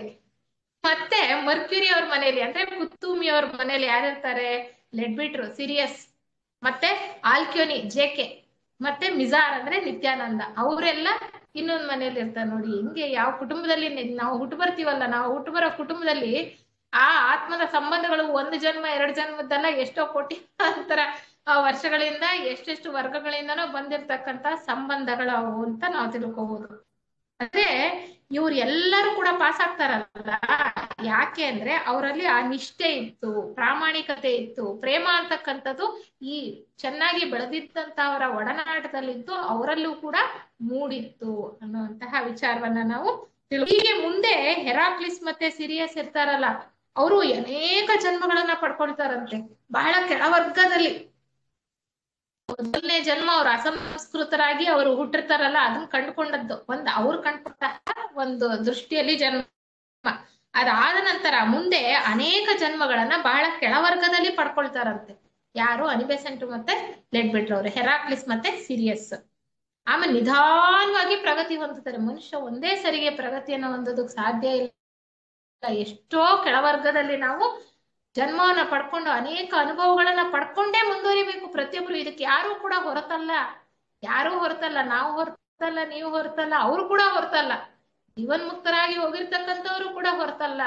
ಅಂತ ಕೆಳಮಟ್ಟದ ವರ್ಗದಲ್ಲಿ ಅವರು ಜನ್ಮವನ್ನ ಪಡ್ಕೊಂಡು ಪ್ರಗತಿಯನ್ನ ನಿಧಾನವಾಗಿ ಸಾಧಿಸ್ತಾರೆ. ಒಂದು ಜನ್ಮದಲ್ಲಿ ಸಿರಿಯಸ್ ಒಬ್ಬ ವ್ಯಾಪಾರಿಯಾಗಿದ್ದನ್ನ ಕಂಡುಕೋತಾರೆ. ಒಂದು ಚಿಕ್ಕ ವ್ಯಾಪಾರಿಯಾಗಿದ್ರಂತೆ. ಸಿರಿಯಸ್ ಅಂದ್ರೆ ಯಾರು? ಲೆಡ್ಬಿಟ್ರು ಅವರು. ಒಬ್ಬ ವ್ಯಾಪಾರಿಯಾಗಿ ಹುಟ್ಟಿದ್ದನ್ನ ಅವ್ರು ಕಂಡುಕೊಳ್ತಾರೆ ಅವ್ರ ದೃಷ್ಟಿನಲ್ಲಿ ಹಿಂದೆ ಆ ಚಂದ್ರಗ್ರಹದಲ್ಲಿ ಇದ್ದಾಗ. ಹೆರಾಕ್ಲಿಸ್ ಒಂದು ಜನ್ಮದಲ್ಲಿ ಹೆಣ್ಣಾಗಿ ಒಂದು ಹೊಲದಲ್ಲಿ ಕೆಲಸ ಮಾಡ್ತಾ ಇರ್ತಾರೆ. ಅವರು ಹೆಗ್ಗಣ ಮತ್ತೆ ಇತರ ಆಹಾರ ಪದಾರ್ಥಗಳನ್ನ ಬೇಯಿಸ್ಕೊಂಡು ತಿನ್ನುವಷ್ಟು ಅವ್ರಿಗೆ ನಾಗರಿಕತೆ ಬೆಳೆದಿರುತ್ತೆ ಅಂತ. ನೋಡಿ, ಯಾರು ಹೊರತಲ್ಲ, ನಾವು ಒಟ್ಟಿಗೆ ಹುಟ್ತಾನೆ ನಾಗರಿಕತೆಯಿಂದ ಹುಟ್ಟಿಲ್ಲ ಅಥವಾ ಸುಸಂಸ್ಕೃತರಾಗಿ ಹುಟ್ಟಿಲ್ಲ. ಎಲ್ಲ ಹಂತಗಳನ್ನ ದಾಟ್ಕೊಂಡೇ ನಾವು ಈ ಒಂದು ಹಂತಕ್ಕೆ ಬರ್ಬೇಕಾಗಿದೆ. ಆಗ ಆಕೆಗೆ 4 ಜನ ಗಂಡಂದ್ರು ಇರ್ತಾರಂತೆ. ಯಾರಿಗೆ? ಹೆರಾಕ್ಲಿಸ್ಗೆ 4 ಜನ ಗಂಡಂದ್ರು. ಅಂದ್ರೆ ಅವಾಗೆಲ್ಲ ಅಷ್ಟೊಂದು ಕಟ್ಟುಪಾಡು, ಪಾತಿವ್ರತ್ಯತೆ ಅಂತಕ್ಕಂಥದ್ದು ಅಷ್ಟೊಂದು ಇರ್ಲಿಲ್ಲ. ಅಂದ್ರೆ ಅವರೆಲ್ಲ ಇನ್ನು ಬಹಳ ಬೆಳೆದಂತಹ ಜೀವಿಗಳಾಗಿರ್ಲಿಲ್ವಲ್ಲ. ಹಾಗೆ ಅನೇಕ ಜನ್ಮಗಳ ನಂತರ ಸ್ವಲ್ಪ ಸ್ವಲ್ಪನೇ ಪ್ರಗತಿಯನ್ನ ಅವರು ಸಾಧಿಸ್ತಾ ಬರ್ತಾರೆ. ಅಲ್ಲಿ ಇವ್ರಿಗಿಂತ ಕೆಳಮಟ್ಟದಲ್ಲಿ ಇದ್ದವರು ಅನೇಕ ಜನ ಇದ್ರಂತೆ. ಇವ್ರ ಜೊತೆಗಿದ್ದಂತ ಇನ್ನ ಅನೇಕ ಗುಂಪುಗಳನ್ನ ಕೂಡ ಅವ್ರು ಗುರುತಿಸ್ತಾರಲ್ಲ, ನೋಡ್ತಾರಲ್ಲ. ಅವ್ರ ಕೆಳಮಟ್ಟದ ಜನರಿರ್ತಾರೆ, ಚಿಕ್ಕ ಚಿಕ್ಕ ಗುಂಪುಗಳ ಯಜಮಾನರಾಗಿರ್ತಾರೆ, ಅಂಗಡಿ ಮಾಲೀಕರಾಗಿರ್ತಾರೆ, ಕೆಲವರು ರೈತರಾಗಿರ್ತಾರೆ. ಅಲ್ಲೂ ಕೂಡ ನೋಡಿ ಚಂದ್ರಕರದಲ್ಲಿ ಇದೆಲ್ಲ ಆಗಿದೆ ವ್ಯವಹಾರಗಳು ಅಲ್ವಾ. ಅಲ್ಲೂ ವ್ಯಾಪಾರ, ಅಲ್ಲೂ ಕೃಷಿ ಅಂತಕ್ಕಂಥದ್ದು, ರೈತರು ಎಲ್ಲರೂ ಇದ್ರು ಅಂತ. ಅಲ್ಲಿ ಅವರು ಹೆಚ್ಚು ಮುಂದುವರಿಲಿಲ್ಲ. ಆ ವ್ಯಾಪಾರಗಳಲ್ಲಿ ತೊಡಗಿಸ್ಕೊಂಡಿದ್ರು, ನಗರಗಳಲ್ಲಿ ಇದ್ರು, ಆದ್ರೂ ಕೂಡ ಅವರು ಆ ಒಂದು ಪರೀಕ್ಷಾ ಕಾಲದಲ್ಲಿ ಪಾಸ್ ಆಗ್ಲಿಲ್ಲ. ಅವರೆಲ್ಲ ಆ ಗ್ರಹಮಾಲೆಯನ್ನ ಬಿಟ್ಟು ಹೋಗ್ಬೇಕಾಗತ್ತೆ, ತುಂಬಾ ದೂರ ಮುಂದುವರಿಲಿಲ್ಲ ಅವರು ಅಂತ ಹೇಳ್ತಾರೆ. ಸಿರಿಯಸ್ ಒಂದು ಜನ್ಮದಲ್ಲಿ ರೈತನ ಹೆಂಡತಿ ಆಗಿರ್ತಾರಂತೆ. ಸಿರಿಯಸ್ ಅಂದ್ರೆ ಲೇಟ್ ಬಿಟ್ರವರು. ಒಂದು ಜನ್ಮದಲ್ಲಿ ಯಾರೋ ಒಬ್ಬ ರೈತನ ಹೆಂಡತಿ ಆಗಿರ್ತಾರೆ. ಅವರು ಬೆಳೀತಾ ಇದ್ದಂತ ಸಸ್ಯಗಳು ಹೆಂಗಿತ್ತಂತೆ ಗೊತ್ತಾ? ಆಗ ಅಣಬೆ ಜಾತಿ ಸಸ್ಯಗಳು. ಅಣಬೆ ಜಾತಿ ಅಂದ್ರೆ ನಾವು ಹೇಳ್ತೀವಿ ಅರ್ಧ ಸಸ್ಯ ಅರ್ಧ ಪ್ರಾಣಿ ಅನ್ನುವಂತ ದೃಷ್ಟಿಯಲ್ಲಿ ಆವಾಗಿದ್ದಂಥದ್ದು ರಾಕ್ಷಸಾಕಾರವಾಗಿ ಬೆಳೀತಿದ್ವಂತೆ. ಈಗಿದ್ದಂತ ಸಣ್ಣ ಸಣ್ಣದಲ್ಲ, ಅಣಬೆ ಜಾತಿ ಸಸ್ಯಗಳು ರಾಕ್ಷಸಾಕಾರವಾಗಿ ಬೆಳೀತಾ ಇದ್ವಂತೆ. ಅವು ಅರ್ಧ ಪ್ರಾಣಿ ಮತ್ತೆ ಅರ್ಧ ಏನು ಸಸ್ಯ ವರ್ಗಕ್ಕೆ ಸೇರಿದಂತಹವು. ಅವುಗಳನ್ನ ಅವಳನ್ನ ಕಡಿಯೋದು ಅಂದ್ರೆ ಬಹಳ ಕಷ್ಟ ಅಂತೆ. ಅವಕ್ಕೆ ಹಾವುಗಳ ತರ ಕೊಂಬೆಗಳಿದ್ವಂತೆ. ಅವುಗಳನ್ನ ಯಾರಾದ್ರೂ ಕಡಿಯೋದಕ್ ಬಂದ್ರೆ ಅವ್ರನ್ನ ಸುತ್ಕೊಂಡ್ಬಿಡ್ತಿದ್ವಂತೆ. ಸುತ್ಕೊಂಡು ಅವರ ರಕ್ತವನ್ನ ಹೀರ್ಬಿಡ್ತಾ ಇದ್ವಂತೆ. ಅಂದ್ರೆ ನರಭಕ್ಷಕ ಸಸ್ಯಗಳು ಕಾರ್ನಿವೋರಸ್ ಪ್ಲಾಂಟ್ಸ್ ಅಂತ ಹೇಳ್ತಾರೆ. ಸೈನ್ಸ್ ಅಲ್ಲಿ ನಾವು ನೋಡ್ತಾ ಬಂದ್ರೆ ಅಂದ್ರೆ ಮಾಂಸ ಭಕ್ಷಕ ಮರಗಳು. ಅವು ಪ್ರಾಣಿಗಳನ್ನ ಹೀರ್ತಾ ಇದ್ವು. ಅದು ಅವ್ರ ಸಂಪರ್ಕಕ್ಕೆ ಬಂದಂತಹ ಪ್ರಾಣಿಗಳನ್ನ ಮನುಷ್ಯರನ್ನ ಹಿಡ್ಕೊಂಡು ಹೀರ್ತಾ ಇದ್ವು. ಕೀಟ ವರ್ಗದಲ್ಲಿ ಅಂದ್ರೆ ಈ ಸಣ್ಣ ಸಣ್ಣ ಕೀಟಗಳು ಇರ್ತಾವಲ್ಲ, ಆ ವರ್ಗದಲ್ಲಿ ಬೃಹದಾಕಾರವಾದಂತಹ ಕೀಟಗಳಿದ್ವಂತೆ, ಭಯಂಕರವಾಗಿದ್ವಂತೆ. ನಾವು ಕೂಡ ಈಗಿನ ಇತಿಹಾಸ ನೋಡ್ತೀವಲ್ಲ, ಹಿಂದೆ ಎಲ್ಲ ಪ್ರಾಣಿಗಳು ಡೈನೋಸರ್ ತರ ಇದ್ವು, ದೊಡ್ಡ ದೊಡ್ಡದಾಗಿದ್ವು ಅಂತ ಹೇಳಲ್ವಾ. ಹಂಗೆ ಚಂದ್ರಗ್ರಹದಲ್ಲಿ ಇದ್ದಂತ ಪ್ರಾಣಿಗಳು, ಕೀಟಗಳು ಬೃಹದಾಕಾರವಾಗಿದ್ವಂತೆ, 2 ಅಡಿ ಉದ್ದ. ಮನುಷ್ಯರು ಅವನ್ನ ನೋಡಿದ್ರೆ ಎದುರ್ಕೋತಿದ್ರಂತೆ. ಆ ರೀತಿಯ ಒಂದು ಕೀಟಗಳಿದ್ವಂತೆ. ಹೀಗೆ ಅನೇಕ ವಿಚಾರಗಳನ್ನ ಅವ್ರು ನಮ್ಗೆ ಹೇಳ್ತಾ ಬರ್ತಾರೆ. ಈ 5ನೇ ಪ್ರದಕ್ಷಿಣೆಯಲ್ಲಿ ಇವರೆಲ್ಲ ಈ ದ್ವೀಪದಲ್ಲಿದ್ದಂತ ಗುಂಪಿನವರೆಲ್ಲ ಸರಿಯಾದ ರೀತಿಯಲ್ಲಿ ವ್ಯಕ್ತೀಕರಣ ಹೊಂದಿದ್ದವರು ಅಲ್ವಾ. ಅದಕ್ಕೆ ಅವರು ಪಾಸ್ ಆದ್ರು ಈ 6ನೇ ಪ್ರದಕ್ಷಿಣೆಯಲ್ಲಿ, ಅಲ್ಲೇ ಉಳ್ಕೊಂಡ್ರು. ಆದ್ರೆ ಈ ತಪ್ಪು ಮಾರ್ಗದಲ್ಲಿ ವ್ಯಕ್ತೀಕರಣಗೊಂಡಿದ್ರಲ್ಲ, ಅವ್ರ ಕತೆ ಏನಾಯ್ತು? ತಪ್ಪು ಮಾರ್ಗದಲ್ಲಿ ವ್ಯಕ್ತೀಕರಣಗೊಂಡಿದ್ರಲ್ಲ, ಒಣ ಪ್ರತಿಷ್ಠೆಯಿಂದ ವ್ಯಕ್ತೀಕರಣಗೊಂಡಿದ್ದಂತ ಅವರು 5ನೇ ಪ್ರದಕ್ಷಿಣೆಯಲ್ಲಿ, 6ನೇ ಪ್ರದಕ್ಷಿಣೆಯಲ್ಲಿ ನಗರದಲ್ಲೇ ಹುಟ್ಟಿರ್ತಾರಂತೆ. ಅವರಿಗೆ ಮೇಧಾಶಕ್ತಿ ತುಂಬಾ ಚೆನ್ನಾಗಿರುತ್ತಂತೆ, ಯೋಚನಾ ಶಕ್ತಿ ಚೆನ್ನಾಗಿರುತ್ತಂತೆ. ಪುನಃ ಪುನಃ ಒಟ್ಟಿಗೆ ಹುಟ್ಟತಾ ಇದ್ರಂತೆ. ಕೆಲವು ಆತ್ಮಗಳೆಲ್ಲ ಅಣ್ಣ ತಂಗಿ, ಅಕ್ಕ ತಂಗಿರು, ಸ್ನೇಹಿತರು ಎಲ್ಲ ಒಟ್ಟೊಟ್ಟಿಗೆ ಹುಟ್ಟತಾ ಇದ್ರಂತೆ. ನಾವು ಈಗ್ಲೂ ನೋಡ್ತೀವಲ್ಲ ಅದೇ ತರ. ಆದ್ರೆ ಅವರಿಗೆ ವಿಲಕ್ಷಣವಾದಂತಹ ದಬ್ಬಾಳಿಕೆಯ ಮನೋಭಾವ ನಾವು ಈಗ್ಲೂ ನೋಡಲ್ವಾ ಭೂಮಿ ಮೇಲೆ, ಅದೇ ತರ ನೋಡಿ ಅಲ್ಲೂ ಕೂಡ. ಆದ್ರೆ ಅವರಿಗೆ ಪ್ರೇಮ, ಪ್ರೀತಿ, ನಿಷ್ಠೆ, ಸೇವೆ ಅನ್ನೋ ಭಾವ ಇರ್ಲಿಲ್ಲ. ತಾನು ಒಣ ಪ್ರತಿಷ್ಠೆ, ನಾನೇ ಜಂಬ ಜಾಸ್ತಿ, ಅಹಂಕಾರ ಜಾಸ್ತಿ, ಆತರ ಈಗ್ಲೂ ನೋಡ್ತೀವಲ್ಲ ನಾವು. ದಬ್ಬಾಳಿಕೆಯ ಮನೋಭಾವ, ಪ್ರತ್ಯೇಕತಾ ಭಾವ, ಜಗಳ ಮಾಡ್ತಕ್ಕಂತಹ ಒಂದು ಪ್ರವೃತ್ತಿ ಈಗ್ಲೂ ನಾವು ನೋಡ್ತಕ್ಕಂಥದ್ದು. ಎಷ್ಟು ಜನರನ್ನ ನೋಡ್ತೇವಲ್ವಾ. ಹಾಗೆ ಅವ್ರು ಏನಾಗಿದ್ರು ಅಂದ್ರೆ, ಅವ್ರ ಕೆಳ ಮನೋದೇಹ ಇತ್ತಲ್ಲ, ಅಂದ್ರೆ ಕೆಳ ಮನೋದೇಹನೇ ಪ್ರತ್ಯೇಕತೆಯನ್ನ ಸೃಷ್ಟಿಸ್ತಕ್ಕಂಥದ್ದು, ಸ್ವಾರ್ಥವನ್ನ ಹೆಚ್ಚಿಸ್ತಕ್ಕಂಥದ್ದು. ಆ ಸ್ವಾರ್ಥ ಭಾವ, ಪ್ರತ್ಯೇಕತಾ ಮನೋಭಾವ ಇದ್ದಿದ್ರಿಂದ ಅವ್ರ ಮನೋದೇಹ ಹೇಗೆ ಅಂದ್ರೆ ಗಟ್ಟಿಯಾಗಿ ಚಿಪ್ಪಿನ ಹಾಗೆ ಆಗ್ಬಿಟ್ಟಿತ್ತಂತೆ. ಅದಕ್ಕೆ ಬಾಗೋ ಗುಣನೇ ಇಲ್ಲ. ಅಂದ್ರೆ ತಾನು ಬದಲಾವಣೆ ಹೊಂದಿ ಒಳ್ಳೆಯ ಮಾರ್ಗದಲ್ಲಿ ಒಳ್ಳೆಯ ರೀತಿಯಲ್ಲಿ ಹೋಗ್ತಕ್ಕಂಥದ್ದು ಎಷ್ಟು ಕಷ್ಟ ಅಂತ. ಆಗಿನ ಕಾಲದಿಂದಲೇ ನಾವು ಆ ಸ್ವಾರ್ಥ ಪ್ರತ್ಯೇಕತೆಯನ್ನು ಬಳಸ್ಕೊಂಡು ಬಂದ್ಬಿಟ್ರೆ ಈಗ್ಲೂ ಕೂಡ ಮುಂದುವರಿಯೋದಕ್ಕೆ ಎಷ್ಟು ಕಷ್ಟ ಅನ್ನುವಂತಹ ವಿಚಾರಗಳನ್ನ ಅವ್ರು ಹೇಳ್ತಾರೆ. ಅವ್ರು ಏನ್ ಮಾಡ್ತಿದ್ರು, ತುಂಬಾ ಬುದ್ಧಿಶಕ್ತಿ ಇತ್ತು ಅವ್ರಿಗೆ. ಈ ದ್ವೀಪದಲ್ಲಿ ಇದ್ರಲ್ಲ ನಮ್ಮ ಲೇಖಕರ ಗುಂಪು, ಅವ್ರಿಗಿಂತ ಹೆಚ್ಚು ಬುದ್ಧಿ, ಆದ್ರೆ ಸ್ವಾರ್ಥ, ತುಂಬಾ ಪ್ರತ್ಯೇಕತಾ ಮನೋಭಾವನೆ. ಅದಕ್ಕೆ ಅವರು ಉದ್ಧಾರ ಆಗ್ಲಿಲ್ಲ. ಅದನ್ನ ನಾವು ತಿಳ್ಕೋಬೇಕು. ಅವ್ರು ಏನ್ ಮಾಡ್ತಿದ್ರು, ಪಶು ಸಂಬಂಧ ಕಾಮಗಳನ್ನ ಬೇಕಂತ ಅದುಮಿಡ್ತಿದ್ರು, ಆಸೆ ಆಕಾಂಕ್ಷೆಗಳನ್ನ ಅದುಮಿಡ್ತಾ ಇದ್ರಂತೆ ಅವರು. ಅದೇನಾಯ್ತು ಅಂದ್ರೆ, ಈ ಒಂದು ಪ್ರೀತಿ ಅಂತಕ್ಕಂಥದ್ದು, ಕಾಮ ಅಂತಕ್ಕಂಥದ್ದು ಪ್ರೇಮವಾಗಿ ಪರಿವರ್ತನೆ ಹೊಂದಬೇಕು ಅಲ್ವಾ. ಕೆಳಮಟ್ಟದ್ದು ಬೇಕು, ಇಲ್ಲಾಂದ್ರೆ ಯಾಕೆ ಇಡ್ತಾರೆ? ಆ ಪ್ರೀತಿ ಅಂತಕ್ಕಂಥದ್ದು ಪ್ರೇಮವಾಗಿ ಬದಲಾಗಬೇಕು. ಪ್ರೀತಿಯಲ್ಲಿ ಸ್ವಾರ್ಥ ಇದೆ, ಪ್ರತ್ಯೇಕತೆ ಇದೆ, ಆದ್ರೆ ಅದು ಪ್ರೇಮವಾಗಿ ಬದಲಾಗಬೇಕು. ಆದ್ರೆ ಇವರು ಬಲವಂತವಾಗಿ ಅದುಮಿಡ್ತಾ ಇದ್ದಿದ್ರಿಂದ ಅವ್ರ ರಾಗಭಾವಗಳನ್ನ, ಅವರಿಗೆ ಈ ರಸಭಾವಗಳೇ ಹುಟ್ಟೋದಿಲ್ಲ, ಒಳ್ಳೆಯ ಭಾವನೆಗಳೇ ಹುಟ್ಟೋದಿಲ್ಲ. ಅವ್ರು ಮುಂದೆ ಏನಾಗ್ತಾರಂತೆ ಗೊತ್ತಾ, ದೈಹಿಕವಾಗಿ ಲಿಂಗರಹಿತ ಸ್ಥಿತಿಗೆ ಹೋಗ್ಬಿಡ್ತಾರಂತೆ. ಲಿಂಗರಹಿತ ಸ್ಥಿತಿಗೆ ಹೋಗ್ತಾರೆ ಅವರು ಅಂತ ಹೇಳ್ತಾರೆ. ವೈಯಕ್ತಿಕತೆಯನ್ನ ವಿಶೇಷವಾಗಿ ಬಳಸ್ಕೊಂಡವರು ಅಹಂಕಾರಿಗಳಾಗ್ಬಿಟ್ಟಿದ್ರು. ಅವರು ಅಹಂಕಾರಿಗಳಾಗಿದ್ರು. ಹೇಗೆ? ತಪ್ಪು ಮಾರ್ಗದಲ್ಲಿ ವ್ಯಕ್ತೀಕರಣಗೊಂಡಿದ್ದಂತಹ ಮನುಷ್ಯರು ಮುಂದೆ ದಯೆಯೇ ಇಲ್ಲದೆ ಪಶ್ಚಾತ್ತಾಪವಿಲ್ಲದ ವ್ಯಕ್ತಿಗಳಾಗ್ಬಿಡ್ತಾರೆ. ಅವರು ಈ 6ನೆಯ ಗೋಳದಲ್ಲಿ ಅಂದ್ರೆ ಡಿ 5ನೇ ಗೋಳ ಅಲ್ವಾ, ಅದಾದ್ಮೇಲೆ ಈ ಗೋಳಕ್ಕೆ ಹೋಗ್ಬೇಕು 6ನೇ ಗೋಳ.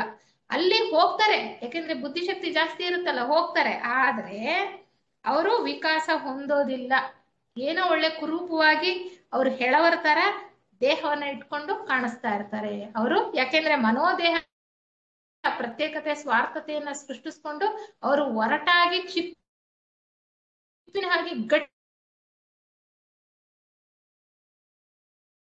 ಗಟ್ಟಿಯಾಗ್ಬಿಟ್ಟಿರ್ತಾರೆ ಅವರ ಮನಸ್ಥಿತಿ. ಅದು ಉನ್ನತವಾದಂತಹ ಸ್ಥಿತಿನೂ ಹಂಗೆ ನಾವು ತಿಳ್ಕೊಬೇಕು. ನಾವು ಆತರ ಮಾಡ್ಕೊಂಡ್ರೆ ಎಷ್ಟು ಕಷ್ಟ. ಮಾನವರನ್ನ ನೋಡಿ ಅವ್ರನ್ನ ಮೆಚ್ಕೊಳ್ಳೋದು, ಅವರಲ್ಲಿ ಇರ್ತಕ್ಕಂಥ ಆಸಕ್ತಿಯನ್ನ ಗುರುತಿಸಿ ಅವ್ರ ತರ ನಾವು ಆಗ್ಬೇಕು ಅಂತಕ್ಕಂತ ದೃಷ್ಟಿ ಇತ್ತು ಮಾನವರ ಸಂಪರ್ಕದಲ್ಲಿ ಬಂದು ವ್ಯಕ್ತೀಕರಣಗೊಂಡಿರ್ತಾರಲ್ಲ, ಅವ್ರು ಏನಾಗ್ತಾರೆ 6ನೆಯ ಪ್ರದಕ್ಷಿಣೆಯಲ್ಲಿ ಸಾಧು ಸ್ವಭಾವದವರಾಗಿ ಹುಟ್ಟಿರ್ತಾರೆ. ಅವ್ರಿಗೆ ಯಾರಾದ್ರೂ ಒಂದು ಉಪದೇಶ ಹೇಳಿದ್ರೆ, ಒಂದು ಒಳ್ಳೆ ವಿಚಾರ ಹೇಳಿದ್ರೆ ಸ್ವೀಕಾರ ಮಾಡ್ಕೊಳ್ತಕ್ಕಂತಹ ಮನಸ್ಥಿತಿ ಇರುತ್ತೆ ಅವರಿಗೆ. ತಪ್ಪು ರೀತಿಯಲ್ಲಿ ಅವರು ವ್ಯಕ್ತೀಕರಣಗೊಂಡಿದ್ರು ಕೂಡ ಅವರಲ್ಲಿ ಸಾಧು ಸ್ವಭಾವ ಇರುತ್ತೆ. ಮತ್ತೆ ಬೇರೆಯವ್ರು ಹೇಳಿದ್ದನ್ನ ಅವರು ತಿಳ್ಕೊಳ್ಬೇಕು ಅಂತಕ್ಕಂಥ ಆಸಕ್ತಿ ಇರುತ್ತೆ ಹಾಗೆ. ಆದ್ರೆ ಇವರ ತೇಜೋಮಂಡಲಗಳು, ಅದಕ್ಕೆ ಅವರಲ್ಲಿ ರಸಭಾವಗಳಿರುತ್ತೆ. ತೇಜೋಮಂಡಲ ಅಂದ್ರೆ ನಾವು ಹೇಳ್ತೀವಲ್ಲ ಆರ ಅಂತ ಹೇಳ್ತೀವಲ್ಲ, ಅದು ಹೇಗಿತ್ತಪ್ಪ ಇವ್ರಿಗೆ ಅಂದ್ರೆ ತಿಳಿ ಚಿನ್ನದ ಬಣ್ಣದಿಂದ ಹೊಳೆಯುತ್ತಾ ಇತ್ತಂತೆ. ಈ 2ನೇ ರೀತಿಯಲ್ಲಿ ತಪ್ಪು ಮಾರ್ಗದಲ್ಲಿ ವ್ಯಕ್ತೀಕರಣಗೊಂಡಿದ್ರಲ್ಲ ಅವರು, ಅವರ ರಸಭಾವದಲ್ಲಿ ಪ್ರೇಮಕ್ಕಿಂತ ಸ್ವಾರ್ಥ ಜಾಸ್ತಿ, ಪ್ರೇಮಕ್ಕಿಂತ ಸ್ವಾರ್ಥ ಜಾಸ್ತಿ ಇತ್ತು. ಆದ್ರೆ ಮೊದಲನೇ ಗುಂಪಿನವರಷ್ಟು ಕಠಿಣರಲ್ಲ ಅಲ್ವಾ. ಅದಕ್ಕೆ ಈ ಅಧ್ಯಯನದಲ್ಲಿ ಹಿಂಬಾಲಿಸ್ತಾ ಇರ್ತಕ್ಕಂಥ ಕಿಂಕರರ ಗುಂಪಿಗೆ ಶಕ್ತಿಯನ್ನ ಇವರು ಹೊಂದಿದ್ರು. ಈ ದ್ವೀಪದಲ್ಲಿ ಇವರೆಲ್ಲ ನಾವು ನೋಡ್ತಾ ಇರ್ತಕ್ಕಂಥ ಆತ್ಮಗಳ ಗುಂಪಿತ್ತಲ್ಲ, ಅವರೆಲ್ಲ ಮುಂದೆ ಕಿಂಕರರು ಅಂತ ಹೇಳ್ತಾರೆ. ನಾವು ಕಿಂಕರರ ಗುಂಪು ಅಂತ ಹೇಳ್ತೀವಿ ನೋಡಿ ಇತಿಹಾಸ ವಾಂಗ್ಮಯದಲ್ಲಿ. ಅಂದ್ರೆ ಈ ಮಾಸ್ಟರ್ಸ್ ಜೀವನ್ಮುಕ್ತರ ಒಂದು ಕೆಲಸದಲ್ಲಿ ತಾವು ಸಹಾಯವನ್ನ ಮಾಡ್ತಾ ಅವರ ಕೈ ಕೆಳಗಡೆ ಅವರ ಮಾರ್ಗದರ್ಶನದಲ್ಲಿ ಕೆಲಸ ಮಾಡ್ತಾ ಇರ್ತಕ್ಕಂಥವ್ರನ್ನ ಏನಂತಾರೆ, ಸೇವೆಯಲ್ಲಿ ಅವರನ್ನ ಅವರು ತೊಡಗಿಸ್ಕೊಂಡಿರ್ತಕ್ಕಂಥವ್ರನ್ನ ಕಿಂಕರರು.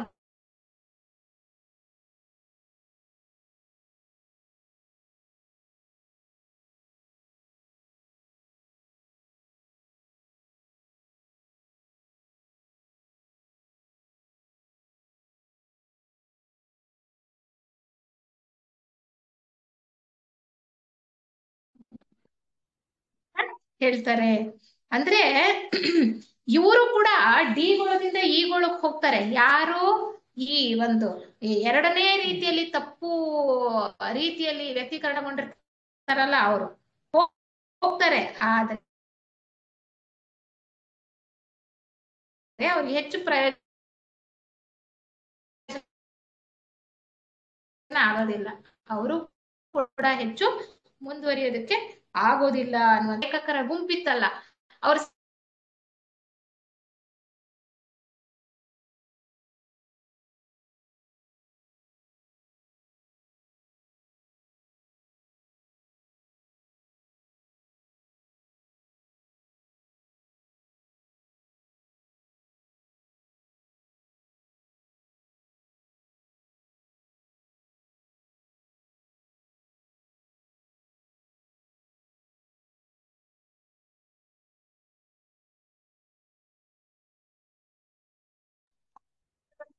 ಜನ ಇದ್ರಲ್ಲ ಅವರೆಲ್ಲ ಕೂಡ ಈ ಗ್ರಹ ಮಾಲೆಯನ್ನೇ ಬಿಟ್ಟೋಗ್ಬಿಡ್ತಾರೆ.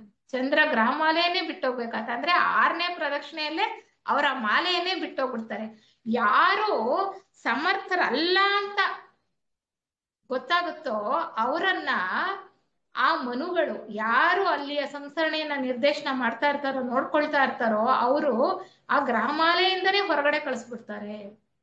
ಸಾಮರ್ಥ್ಯ ಇಲ್ದಲೇ ಇರೋರ್ನ ಕಳಿಸ್ಬಿಡ್ತಾರೆ. ಇರೋರು ಮಾತ್ರ ಉಳ್ಕೊಂಡು ಇನ್ನೂ ಹೆಚ್ಚು ವಿಕಾಸವನ್ನ ಸಾಧಿಸ್ಕೊಳ್ಬಹುದು ಅನ್ನುವಂತಹ ವಿಚಾರವನ್ನ ನಾವಿಲ್ಲಿ ತಿಳ್ಕೊಳ್ಬಹುದು. ಇದಿಷ್ಟು ಚಂದ್ರಗ್ರಹದಲ್ಲಿ 6ನೆಯ ಪ್ರದಕ್ಷಿಣೆಯಲ್ಲಿ ನಡೆದಂತಹ ವಿದ್ಯಮಾನಗಳು, ನಮ್ಮ ಲೇಖಕರ ದೃಷ್ಟಿಗೆ ಗೋಚರವಾದಂತಹ ವಿಚಾರಗಳು. ಇಲ್ಲಿಗೆ ಮುಕ್ತಾಯ.